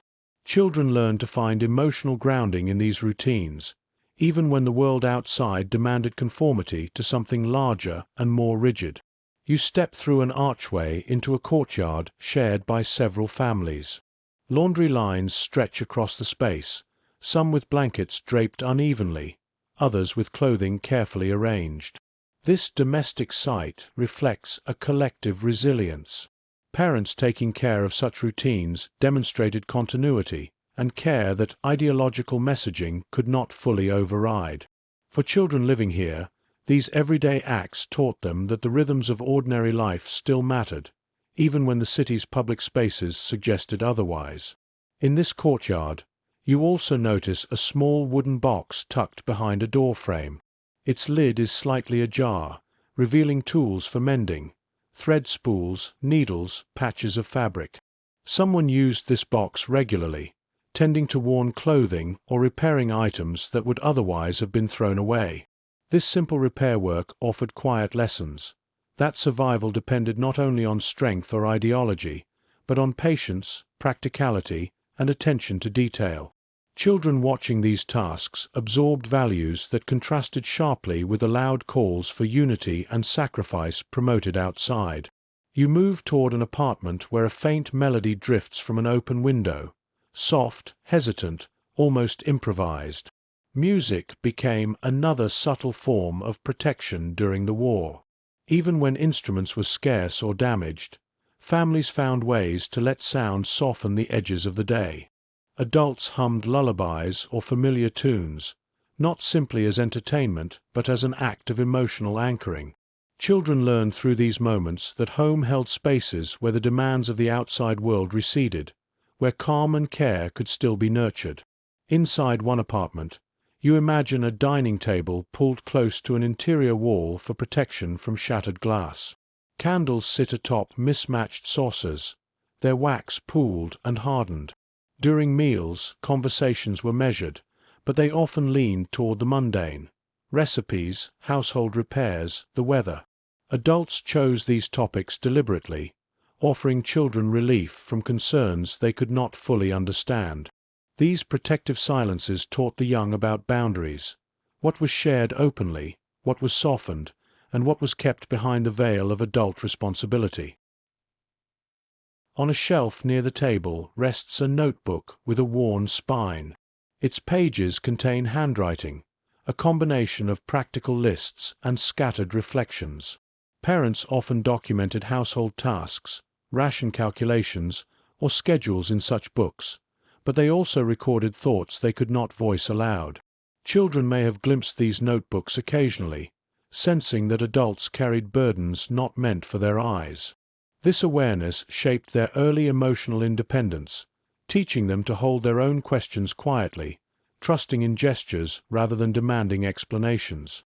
You return to the hallway, where neighbors have pinned a small notice to a bulletin board. The paper is yellowed, the ink fading, but the message appears to be organizational, something about shared responsibilities or scheduled assistance. These community notes reveal another layer of quiet resistance. While public messaging instructed citizens to adopt collective identities shaped by ideology, these private networks formed around genuine support. Shared childcare, communal meals, or assistance with elderly relatives became subtle but powerful counterpoints to the state's attempts at shaping youth. Walking toward the end of the block, you pass a stairwell leading down to a basement used for both storage and occasional shelter. The scent of earth and coal lingers. On a low shelf sits a small wooden crate containing preserved food items, root vegetables, tins, jars. Families rationed carefully, not only to stretch supplies, but to maintain a sense of security for their children. These acts of planning and preparation taught children that care could be expressed through foresight, not just affection. They saw adults working quietly to keep them safe, countering the instability of the era with routines that communicated protection. At the edge of the residential district, you find a narrow alley shaded by tall buildings. A few potted plants sit along the windowsills above, their leaves pale but persistent. These touches of greenery reveal how adults tried to preserve beauty for their children, even in small ways. A potted plant required effort, soil, and sunlight, resources not always easy to manage during the war. Yet these small gestures provided reminders of life and continuity. Children saw these attempts at normalcy, strengthening their sense that the world held more than conflict and restriction. As you leave the alley, the broader lesson of this chapter becomes evident. While the external world sought to instruct and shape children through ideology, families worked quietly to counteract these pressures. Their actions, simple, practical, and deeply human, taught lessons of resilience, empathy, and inner strength. Children learned that identity was not only formed by uniforms, slogans, or public expectations. It was shaped equally by the quiet acts of care that unfolded behind closed doors, in stairwells, and in sunlit courtyards where adults tried to preserve something precious. The weight of departure, evacuations, separation, and the fracturing of routine. As the war intensified, Berlin's families confronted choices that reshaped the contours of childhood, decisions about evacuation, separation, and the uncertain safety beyond the city's borders. You walk through the main hall of a former train station, now quiet except for the soft echo of your footsteps. Its cavernous interior holds the memory of countless farewells. The arched ceiling, darkened by soot, rises above platforms where children once stood clutching small belongings, watched by adults whose expressions blended fear, hope, and resignation.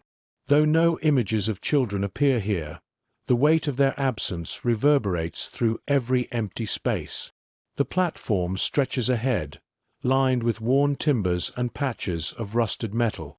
A few abandoned crates still occupy a corner, their labels faded. During the war, stations like this became crossroads between routine and displacement. Trains transported children to the countryside in waves, sometimes as part of organized evacuations, sometimes as hastily arranged family decisions. For parents, these moments captured the conflict between protection and separation.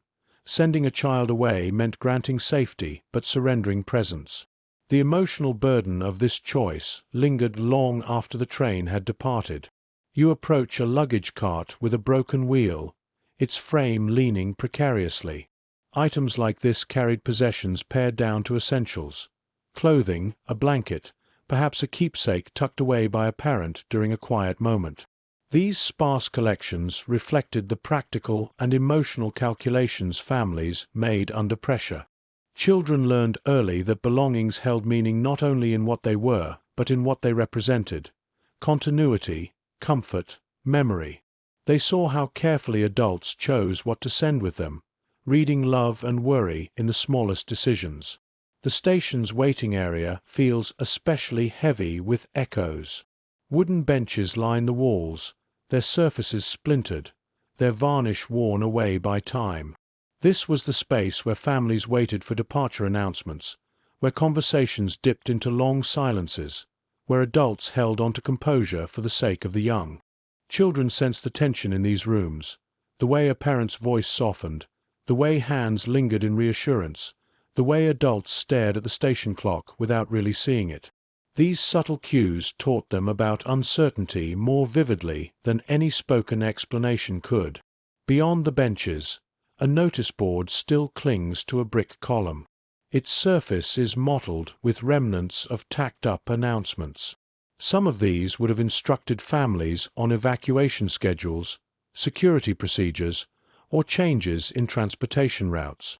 The bureaucratic language masked the emotional stakes.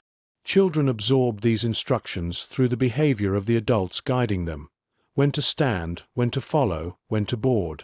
These motions, practiced under stress, became moments of early self-discipline formed not from ideology but necessity. Stepping outside the station, you follow a path parallel to the tracks. The gravel crunches softly, mixing with the distant hum of city traffic.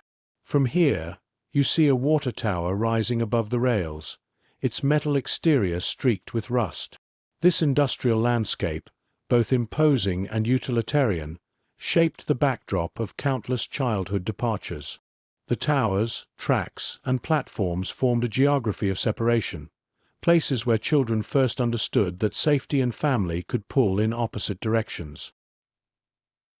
You pass a low building marked by boarded windows and a sign indicating its former use as a distribution point. During evacuations, families gathered here for instructions, supplies, or identification processes. Long lines stretched out the door. The procedures were orderly but carried a painful clarity. Children were being sent away from home. Adults tried to shield the young from fear by focusing on logistics: packing, labeling, explaining what would happen. Children learned from these routines that preparation could coexist with dread, and that understanding something did not always ease its weight. Moving deeper into the district surrounding the station, you encounter rows of small shops, some shuttered, others damaged. These businesses once provided last-minute necessities for departing families: gloves, notebooks, dried bread. In the hurried exchanges between shopkeepers and parents, children observed urgency mixed with care. They learned how adults prioritized needs, how they chose practical items over sentimental ones, and how emotion condensed into efficiency when time grew short. At the far end of the street, a small plaza opens before you. A fountain sits at its center, dry and cracked. Benches miss planks. Cobblestones tilt unevenly. This plaza once buzzed with families awaiting transport, older neighbors saying hurried goodbyes, and volunteers organizing groups of children.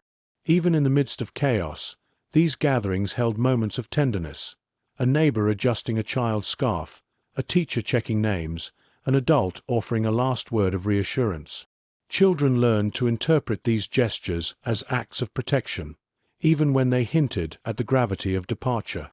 The emotional landscape of evacuation extended beyond the station. Families in Berlin spent nights debating whether to send their children away or keep them close despite danger. You walk past a row of apartment buildings, their stairwells quiet. Behind these doors, households weighed impossible choices while the city rumbled with nightly uncertainty. Children overheard fragments of these discussions, tones of worry, disagreement, longing. They sensed that adults were making decisions out of love, even when those decisions led to separation. As you turn back toward the station, the chapter's lesson resonates.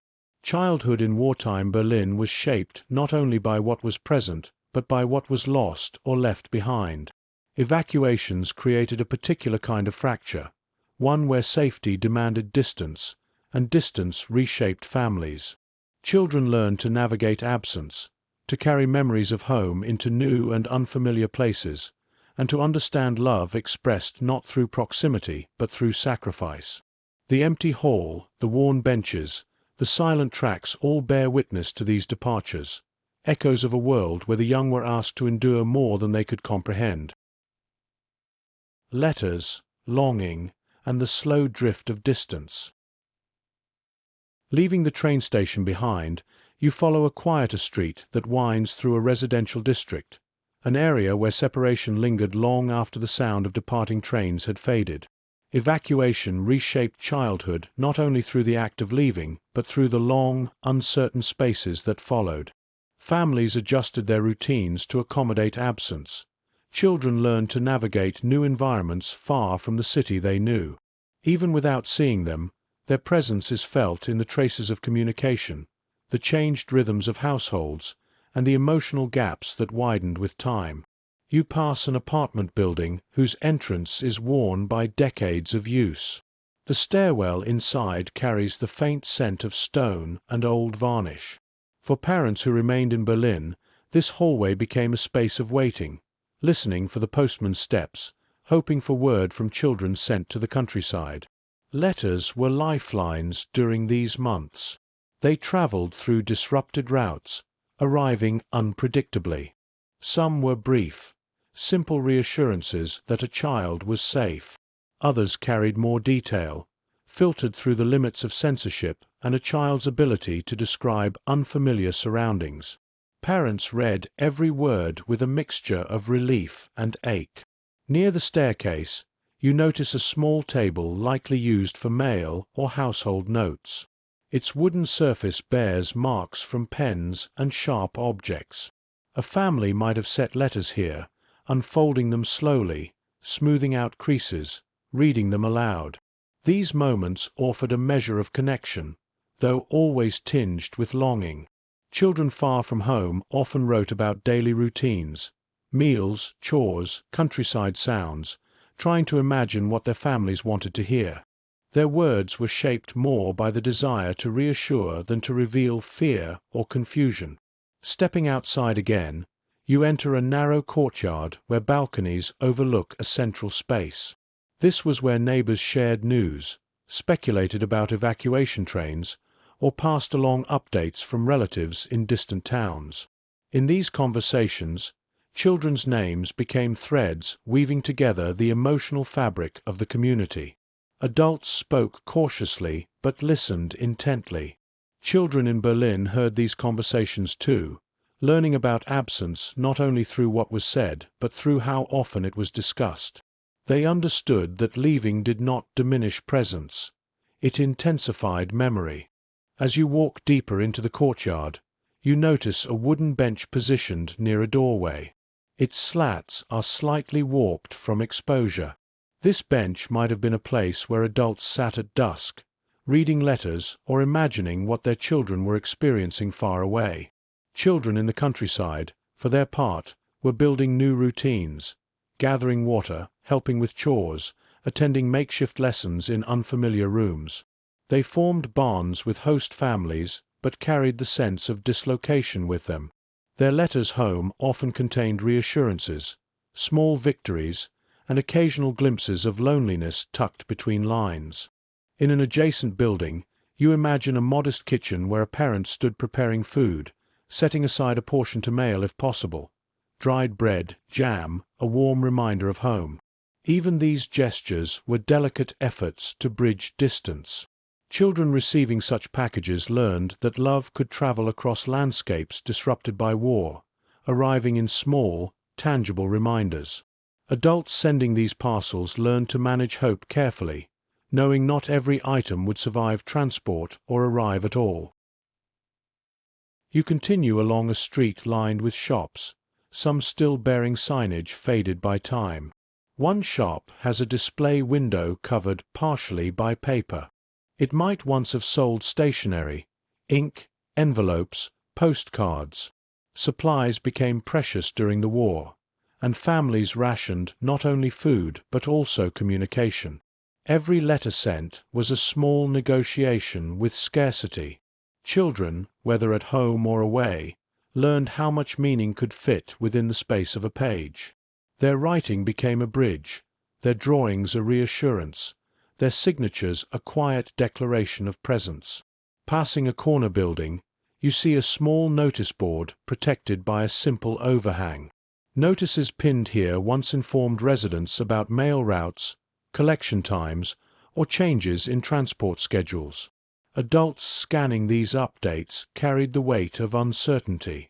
Children learned to observe the tension in their parents' shoulders or the pause before they read aloud a posted message. They grew attuned to cues that said, something important may have arrived, or may not arrive at all. The emotional strain of evacuation did not manifest only in words. It shaped silence as well. Families often found themselves speaking less during meals, each adult lost in thoughts about distant children. You walk past a residential window where curtains are drawn tightly. Inside, evenings might have unfolded quietly, parents reading letters again and again, siblings glancing at empty chairs once filled by laughter. These silences taught children at home how absence reshaped daily life, and those away learned how their own absence echoed back through their families' routines. The distance between city and countryside also created dual experiences of the war. Children sent away might have encountered open fields, quiet nights, and labor they were unaccustomed to. They learned new dialects, new rhythms, new social expectations. Meanwhile, their peers who remained in Berlin continued navigating bombings, rationing, and the constant hum of tension. When reunited, if reunions came, these differences created layered emotions. Relief mixed with changed perspectives. Children learned that even shared trauma could fracture into individual journeys. As you return toward the train station's perimeter, the broader theme becomes clear. Evacuation was not a single moment of departure. It was an ongoing redefinition of family connection. Letters served as emotional threads, stretched thin but never fully severed. Distance created new understandings of belonging, responsibility, and longing. Children learned early that separation did not erase connection. It transformed it, reshaping the emotional topography of childhood. In these quiet streets and worn courtyards, you feel the remnants of those long-distance relationships, built through ink, memory, and hope, carried across a landscape that offered no certainty but demanded endurance. Return to a changed city, coming home after absence. When you step back into Berlin's residential districts, the air feels heavier, as if holding the weight of countless homecomings, quiet, uncertain, and often bittersweet. Children returning from evacuation did not walk back into the same city they had left. The familiar skyline bore new scars. Streets once mapped by memory now twisted around rubble and reconstruction. Even the rhythm of daily life felt altered, shaped by losses that were not always immediately spoken aloud. Without depicting the children themselves, the city's silent testimony reveals how deeply these returns shaped their understanding of change. You approach a long apartment block where the facade is a patchwork of repairs. Some windows are intact, others are boarded or reinforced with makeshift materials. A fresh coat of paint covers only part of the wall, leaving the remaining surface mottled. This visual unevenness reflects the emotional landscape awaiting returning children. Families stitched back together in parts, stronger in some places, worn thin in others. The city looked different, and so did the people waiting inside. A stairwell door swings open slightly as you pass, creaking on its hinge. Inside, the steps are uneven from years of hurried evacuations and repeated use during air raids. Returning children would have climbed these stairs with a sense of both anticipation and hesitancy. The home they remembered existed in fragments, sounds, scents, cracks in the plaster, yet everything felt slightly shifted. Adults greeted them with relief. yet their faces held traces of worry, fatigue, and unspoken stories. Children learned in these first moments that homecomings carried more complexity than simple joy. You enter one such apartment now. The room is small but carefully arranged. A tablecloth, worn but clean, covers the dining table. A candle stands ready for evening light. Returning children would often notice changes immediately. A missing chair where a relative once sat, new cracks in the ceiling, rearranged furniture to compensate for damage or loss. Homes bore the imprint of survival. Children understood intuitively that while they had been away, life in Berlin had continued under strain. They had changed, too, gaining habits shaped by rural life, different routines, and the quiet loneliness of separation. In the kitchen, a pot rests on the stove, its bottom blackened with use. On a nearby shelf sits a jar with a frayed cloth tied over the lid. Rationing had persisted in their absence, and scarcity continued to shape meals. Returning children quickly recognized that the city's hardships had not paused for their sake. Adults prepared food with practiced efficiency, adapting recipes to whatever ingredients remained available. These kitchens taught children that resilience was not temporary. It had become a daily requirement. Moving toward the living room, you see a radio positioned near the window. Its casing is chipped, one knob missing. This device held enormous importance during the war, and it retained its central role even after children returned. Families gathered around it to hear updates about distant fronts, political shifts, or the whereabouts of loved ones. Returning children learned that news, whether good or bad, could reshape the tone of an evening. They learned that adults sometimes changed the station quickly, not to hide information, but to soften it.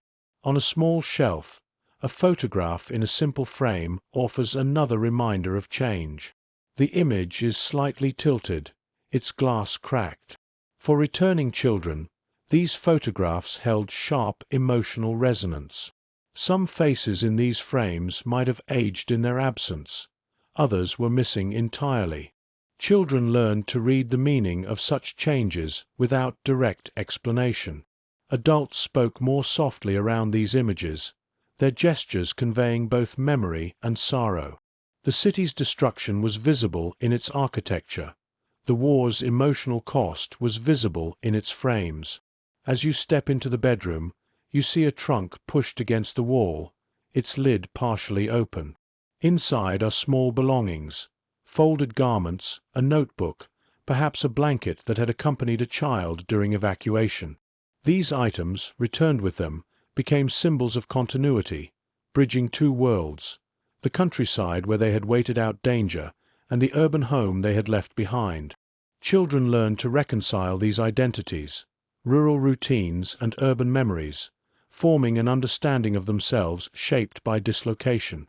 Outside on the street, the neighborhood carries signs of quiet reunions. A broken railing has been repaired clumsily. A window box contains a few thriving plants. The presence of these repairs and additions suggests the return of people who invested themselves in restoring their surroundings. For children, these gestures conveyed a message. The city still belonged to them, even if it had changed. Yet this sense of ownership came with the awareness that rebuilding required effort from everyone, including the youngest members of the community who absorbed these shifts as part of their emotional reality. And then there were the absences. You walk past a doorway where a wreath hangs, its edges dry and brittle, a simple symbol, yet unmistakable. Returning children encountered these signs with a mix of confusion, curiosity, and quiet dread. Adults rarely explained immediately. Explanations came slowly, in fragments, if at all. Children learned from these silences. They learned that loss shaped the city just as much as rubble, and that not all stories reached a peaceful conclusion. By the time you reach the open courtyard behind the apartment, the lesson of this chapter becomes clear. Returning home in wartime Berlin did not mean returning to what once was. Childhood, interrupted by evacuation, was reshaped by the collision between memory and the altered present. The city taught children how to navigate discontinuity, how to hold onto pieces of their past while adapting to new realities. The homecomings were not simple restorations, they were emotional recalibrations, teaching the young that presence and absence often intertwined. Picking up the threads, relearning family, neighborhood, and the meaning of belonging. Stepping deeper into Berlin's residential blocks, you begin to understand that the true challenge of returning from evacuation was not the journey home. It was the delicate process of re-entering a life that had continued without you. Children who came back into the city confronted not only physical change but emotional distance, routines that no longer aligned with memory, and relationships subtly reshaped by absence.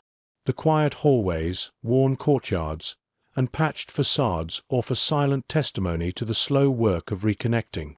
You enter a stairwell where a few names remain etched on a wooden mailbox panel. Some are faded, others have been crossed out and rewritten in smaller handwriting. Families had moved, combined, or disappeared over the course of the war. Children returning here had to relearn their own buildings. Who lived where, who was gone, who answered the door now. Each change required adjustment, and these adjustments shaped their understanding of community. Familiarity became something to rebuild, not something automatically granted. Inside an apartment, the atmosphere is both warm and fragile. Adults, relieved to have their children home, struggled at times to bridge the experiences separating them. Parents had lived through bombings, shortages, and constant fear. Children returning from evacuation often carried their own quiet burdens, memories of unfamiliar places, moments of loneliness, or gratitude mixed with guilt for having escaped the worst of the city's destruction. These differences rarely emerged in direct conversation. Instead, they surfaced in the pauses during meals, in the careful tone adults used, or in the brief moments when children hesitated before asking questions. A small writing desk sits near a window. Its surface holds a few items: a dull pencil, an envelope, and a notebook with folded corners. These objects hint at efforts to reconnect through shared routines, writing letters together, documenting daily life, or simply sitting in the same room again. Children learn to interpret these gestures as a way of reweaving the connections stretched thin during their absence. Families navigated this process slowly, not erasing the distance but acknowledging it through small acts of togetherness. Moving back into the hallway, you encounter a neighbor's door slightly ajar. Behind it lies a modest living room with mismatched furniture. Returning children found themselves encountering neighbors who had changed during the war. Some hardened, others gentler, some carrying grief that reshaped their manner entirely. These altered dynamics required careful navigation. Children learned to read rooms before entering, to sense whether a neighbor welcomed conversation or preferred silence. The skill of interpreting emotional tone became essential in a community where everyone carried invisible weight. You step into a courtyard ringed by balconies. Laundry lines stretch across the open space, filled with garments of various sizes. The rhythm of domestic life continued despite hardship, and returning children absorbed these rhythms as signs of recovery. They observed adults exchanging food scraps, tools, or news, rekindling the small networks that made survival possible. Through these interactions, children relearned the meaning of neighborhood, less about place and more about interdependence. The courtyard also carries traces of absence. A row of flower pots sits on a windowsill, but only half contain plants. A broken chair leans against a wall, untouched. The presence of these imbalances taught children that even in a returning world, some stories remained incomplete. Adults rarely explained these gaps immediately, but children felt them nonetheless. Their sense of belonging became layered, not simply rooted in who remained, but shaped by the memory of who did not return. As you leave the courtyard, a faint aroma of cooking drifts from an open window. Scarcity persisted, but families shared what they had, attempting to restore comforting traditions where possible. A pot of soup simmering on a stove became a small anchor in a world that had not yet steadied.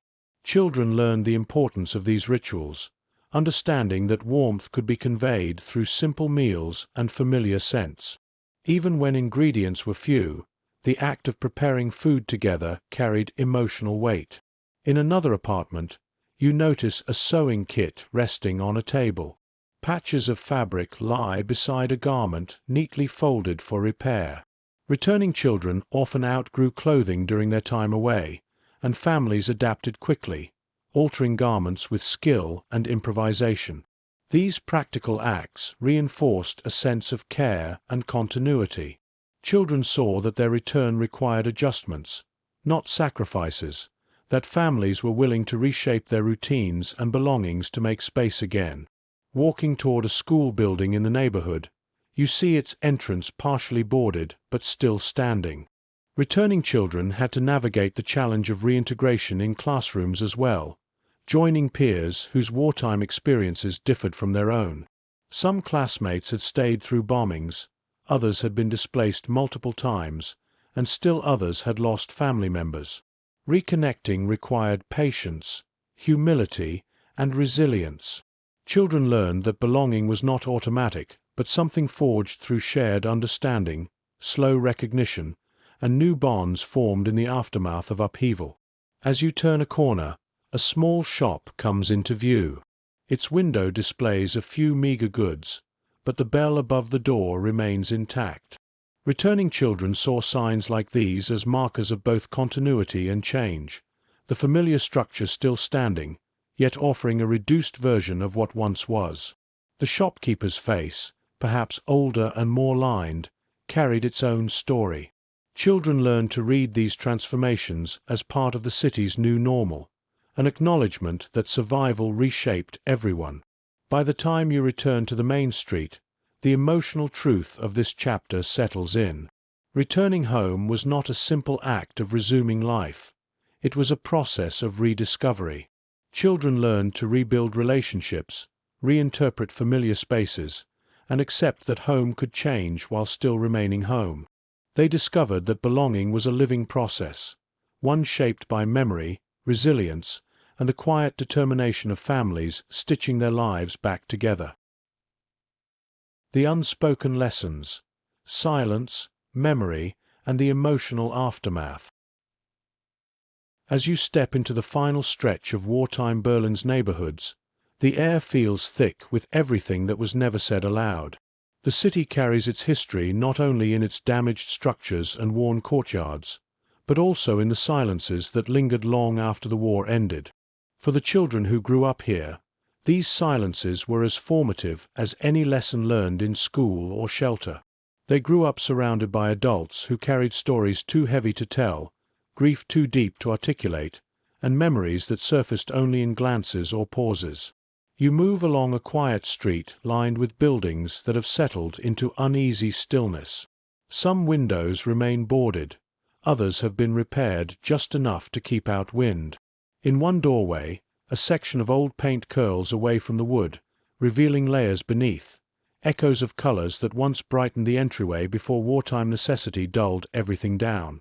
Children walking through these spaces learned early that not all change was spoken about. Some simply existed, accepted in silence. Turning into a courtyard, you notice how sound behaves here, soft, muted, as if absorbed by the walls. This was a place where families might gather in the evening, not for conversation but for presence.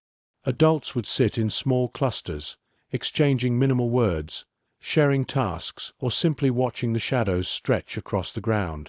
Children observed these quiet gatherings, understanding instinctively that silence held meaning, remembrance, exhaustion, or emotional protection. They learned to read emotions not through explicit explanations, but through atmosphere. Inside one of the buildings, a narrow hallway leads to a series of small rooms. The air feels close, as though holding the memories of conversations that once occurred behind closed doors. You step into one of the rooms. Its walls are plain, marked by soot and faded wallpaper. A single chair sits near the window. This sparse arrangement reflects how many homes looked after the war, emptied by loss or stripped of luxury. Children who grew up here learned restraint, interpreting comfort not through possessions but through the presence of family, however fractured. A shelf on the wall holds a few personal items: a cracked cup, a folded scarf, a small tin box. These objects, modest and worn, carried immense emotional weight. Adults handled them carefully, sometimes pausing longer than expected as they touched them. Children picked up on these hesitations, understanding that things could hold memories too delicate to voice.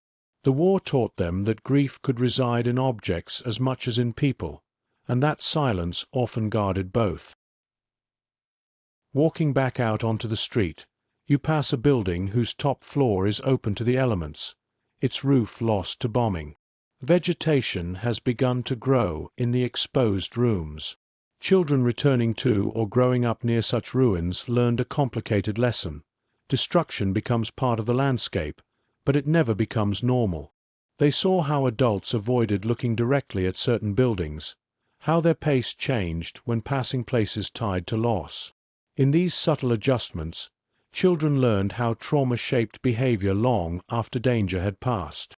You continue along a path leading to a small square. In its center stands a public water pump, chipped and rusted, but still functional. Neighbors gathered here during shortages, filling buckets and exchanging brief updates. Conversations tended to be practical, rarely delving into emotional depth. Yet children sensed the undercurrent of shared understanding. This communal silence, shaped by hardship, taught them that connection could exist without constant conversation, that shared experience sometimes spoke louder than words. At the edge of the square, a soot-darkened archway leads into a basement once used as a shelter. The air is cool and smells faintly of dust. The interior walls are covered in scratch marks, some deliberate, some incidental. Families spent countless hours here, often saying very little. Children learn to discern meaning in the smallest gestures: a reassuring touch on the shoulder, the way an adult wrapped a blanket more tightly, the whispered reminder to breathe slowly. These acts carried emotional lessons they would carry into adulthood. You emerge from the shelter and follow a side street lined with modest shops. Some remain open, others are shuttered permanently. Adults rarely spoke to children about why certain businesses never reopened or why some neighbors never returned. Instead, children learned to fill in gaps silently, piecing together their understanding of loss through observation. Silence shaped their interpretation of absence because it provided space, sometimes too much, for imagination and emotional intuition. A residential window catches your eye. Curtains hang unevenly, swaying gently. Behind them lies a room you cannot see, a private world where memories were held close. Adults often spoke in low tones when they thought children could not hear, discussing ration cards, missing relatives, or the strain of ongoing hardship.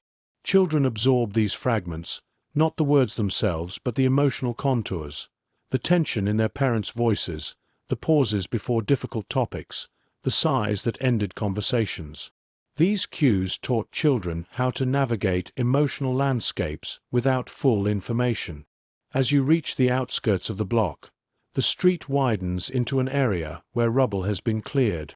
The open space feels almost peaceful, though its emptiness carries weight. Once damaged structures have been removed entirely, leaving only flat ground and a few surviving trees. This contrast between destruction and renewal presented one of the final unspoken lessons. Children learned that recovery could begin quietly, with no announcement, no explanation. They understood that healing did not erase memory, it built around it. By the time you reach the corner and look back over the district, the emotional truth of this chapter becomes clear. Childhood in wartime Berlin was shaped as much by what adults did not say as by what they did. Silence taught children to listen deeply, to interpret subtle cues, and to understand the world through atmosphere rather than detail. These unspoken lessons forged emotional resilience, empathy, and an intuition that followed them long into adulthood. When childhood meets memory, carrying the echoes forward. You continue through the winding streets of Berlin, where the final lessons of wartime childhood linger not in what the city shows, but in what it holds back. Memory has a way of settling into the quiet corners, into the cracks of walls, the worn steps of stairwells, the faded marks on door frames that survived long after their original meaning was forgotten.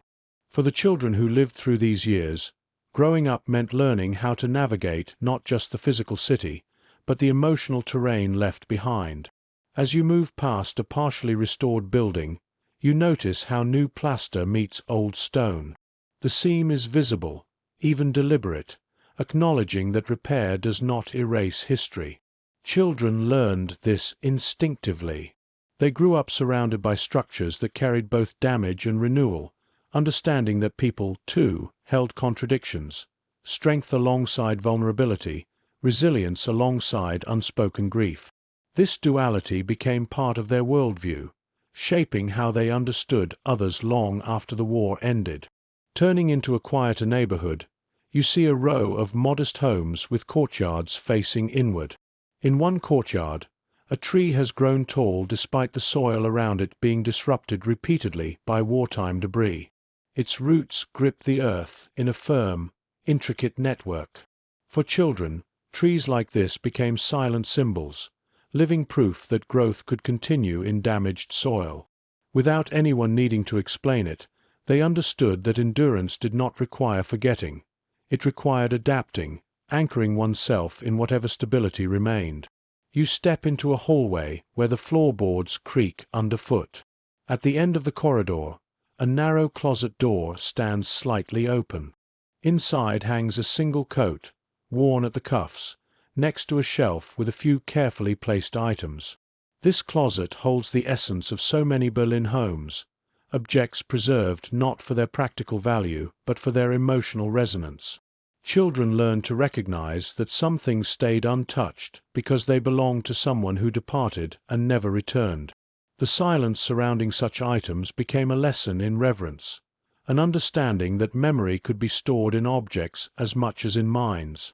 Walking back into the open air, you pass a building where faint chalk marks remain on an exterior wall. They once formed part of a game or casual doodle, fragments of childhood expression etched into the city.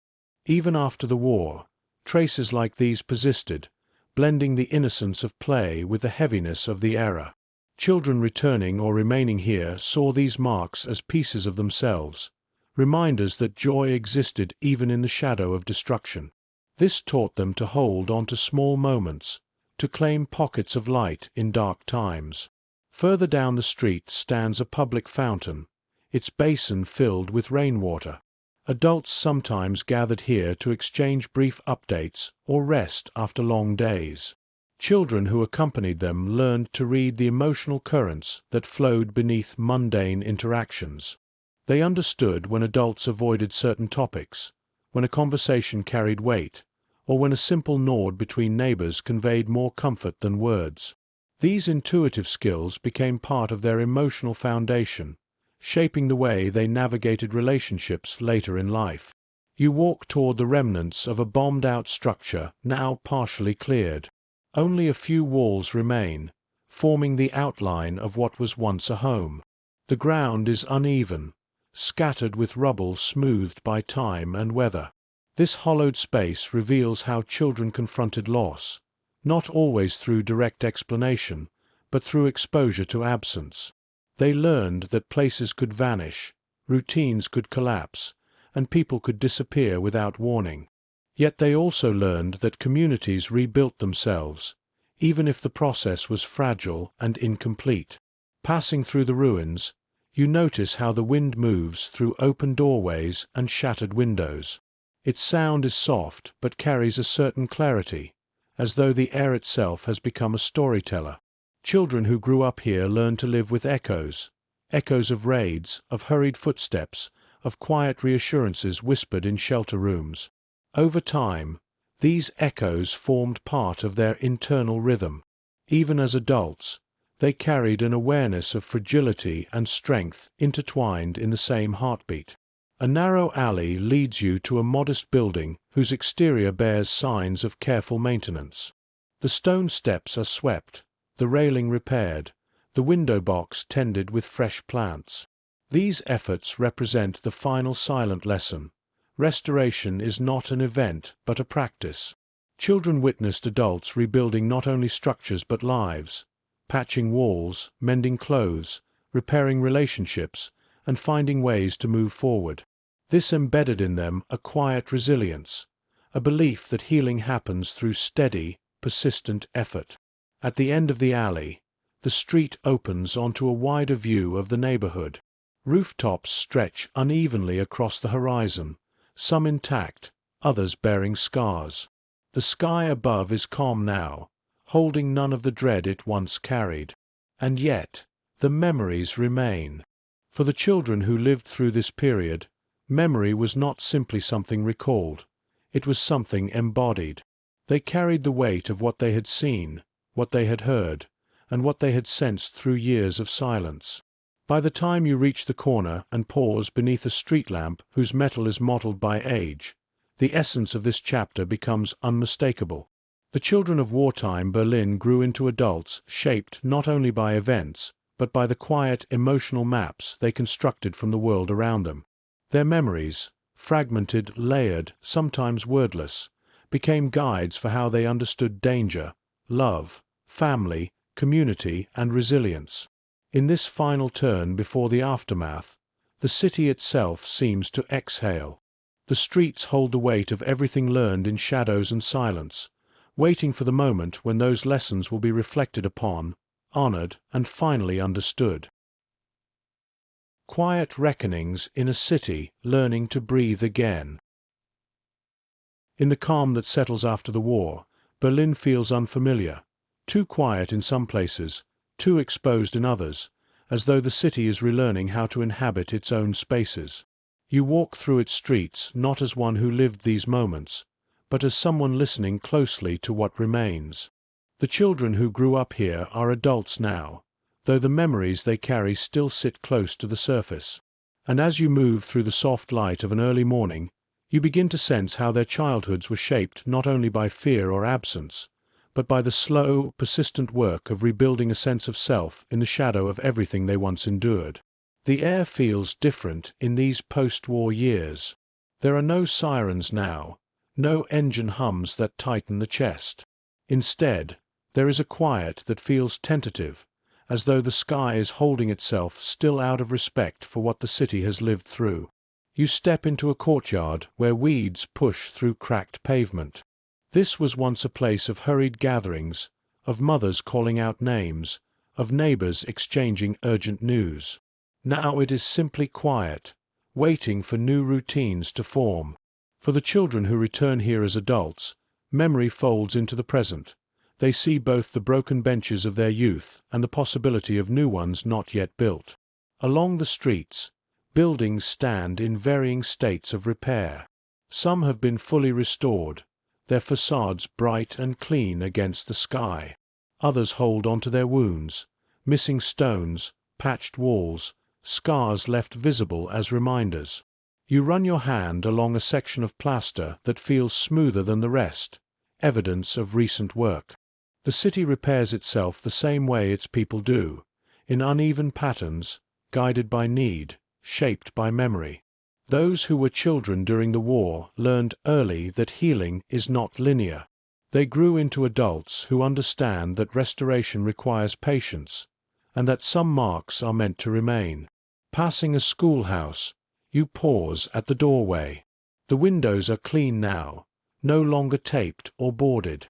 Desks sit in tidy rows, waiting for lessons unburdened by ideology or fear. Yet for those who once sat in rooms like these under very different circumstances, the echoes linger. They remember the quick glances toward the sky, the shortened curricula, the interrupted childhoods carried in satchels filled with more uncertainty than books. Now, as adults watching new students file through these doors, they recognize the quiet gift of normalcy, a gift they rarely knew. A narrow staircase leads you down into what was once an air raid shelter. The walls are cool to the touch, the air stale but calm. Lamps no longer flicker here. Voices no longer fall into hushed tones. Yet the space carries a weight that does not lift easily. Children learn to endure here, to sit still while the world shook above them, to read the emotions of adults who tried to mask fear behind reassuring nods. As adults, they return to such places not out of necessity but remembrance, acknowledging the parts of themselves shaped in shadows and stone. When you climb back into the daylight, the city feels brighter, but not simple. Berlin's post-war mornings carry a softness, mist hanging low over rooftops, sunlight catching on scaffolding, distant construction echoing through half-rebuilt districts. The generation that grew up here learned to navigate contrasts long before peace arrived. Quiet after danger, laughter after grief, rebuilding after ruin. These contrasts became part of their emotional vocabulary, guiding them as they rebuilt families, communities, and identities. You move through a residential street where new windows gleam against repaired walls. A flower pot sits on a sill, its leaves reaching toward the light.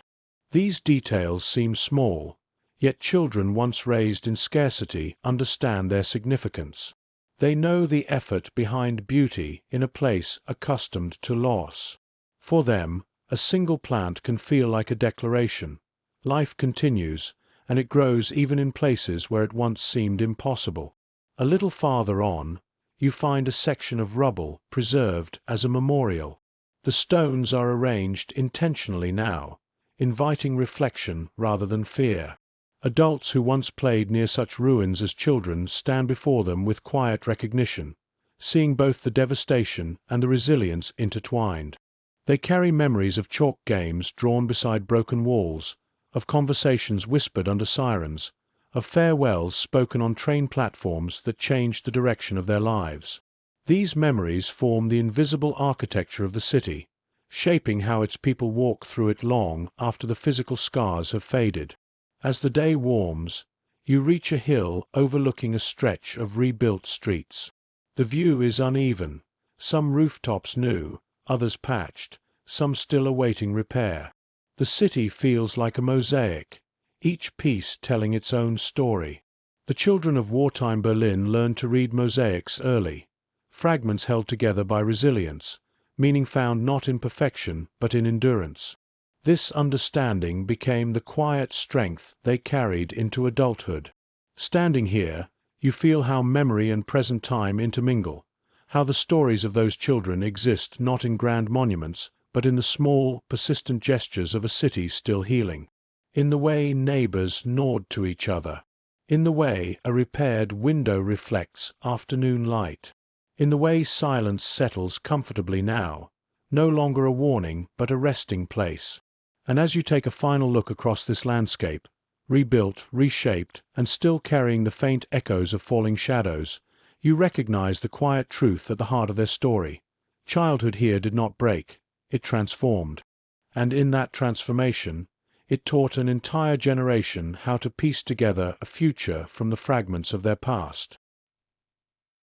You've been part of Echoes of War, where stories rise on quiet wings, and the past still circles above us, refusing to land.